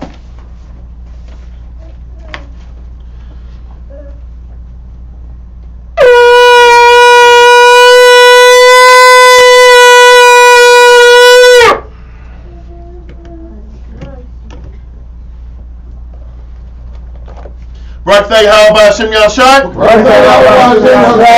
Hahawa up. Nothing Lanawa. Hathawa up. Oh, sorry, I missed it. It says, blessed are you, Yahweh, in the name of Yahweh Shai that gives us the law. Barak Yahweh Hashem Yahshai. Hahawa up. Nothing Lanawa. Award. Lava up. Bless you, Yahweh, in the name of Yahweh Shai that gives us the light to see. Barak Yahweh Hashem Yahshai. Hahawa up. Nothing Lanawa. Ha'ayo. Lakwara. Ha'ai. Bless you, Yahweh, in the name of Yahweh Shai that gives us the ram's horn to call the people. Number 4. Barak Yahweh Hashem Yahshai. Hahawa up. Nothing Lanawa. Shaman. Zayat. Lamashach. Yasharallah. Bless you, Yahweh, in the name of Yahweh Shai that gives us the olive oil to anoint Israel. Psalms 92. It is a good thing to give thanks unto the Lord. It is a good thing to give thanks unto the Lord. And to sing praises unto thy name. And to sing praises unto thy name. O Yahweh. To show forth thy loving kindness. To show forth thy loving kindness. In the morning. In the morning. In thy faithfulness. In thy faithfulness. Every night. Every night. Upon the instrument of 10 strings. Upon the instruments of 10 strings. And upon the psaltery. And upon the psaltery. Upon the harp. Upon the harp. With the solemn sounds. With the solemn sound. For thou, Yahweh, hast made me glad through thy work. Has made me glad through thy work. I will triumph in the works. I will triumph in the works of thy hands. of thy hands. O Yahweh, O Yahweh, how great are thy works. how great are thy works. And thy thoughts are very deep. And thy thoughts are very deep. A brutish man knoweth not. A brutish man knoweth not. Neither doth the fool understand this. Neither does the fool understand this. When the wicked spring as the grass. When the wicked springs the grass. And when all the workers of iniquity do flourish. When all the workers of iniquity do flourish. It is that they shall be destroyed forever. It is that they shall be destroyed forever. But thou, Yahweh, art most high forevermore. Most high forevermore. For lo, thine enemies. Lo, thine enemies. O Yahweh, for lo, thine enemies shall perish. Lo, thine enemies shall perish. All the workers of iniquity. All the workers of iniquity Shall be scattered. shall be scattered. But my horn shalt thou exalt. My horn shall I exalt. Like the horn of a unicorn. Like the horn of a unicorn. I shall be anointed with fresh oil. I shall be anointed with fresh oil. Mine eye also shall see. My eye also shall see. My desire on my enemies. My desire on mine enemies. And my ear shall hear. And my ears shall hear. My desire of the wicked. My desire of the wicked. That rise up against me. That rise up against me. The righteous shall flourish like the palm tree. The righteous shall flourish like the palm tree. He shall grow like a cedar in Lebanon. He shall grow like a cedar in Lebanon. Those that be planted in the house of the Lord. Those that be planted in the house of the Lord Shall flourish in the courts of our power. shall flourish in the course of our power. They shall still bring forth fruit in old age. They shall still bring forth fruit in old age. They shall be fat and flourishing. They shall be fat and flourishing. To show that the Lord is upright. To show that the Lord is upright. He is my rock. He is my rock. And there is no one righteous as in him. There is no righteousness in him. By Hashem Yahushua. By Hashem Yahushua. Psalms 133. Sheyar. Hama'awa. La Duwad. Ana. Ma. Tawab. Wama. Na'ayam. Shabbat. Akim. Gam. Yachad. Kashaman. Hatawab. Ayo. Hara'ash. Yarad. Ayo. Hasakwad. Zakwad. Haran. Shayarad. Ayo. Manawakiwa. Kator. Haramwan. Shayaran. Ayo. Haroria. Tazarawan. Kaya. Sham. Tazawab. Kahoa. Habaraka. Kayayam. Ai. Halwalam. By Hashem Yahushua. Psalm 133. Behold how good and how pleasant it is for brethren to dwell together in unity.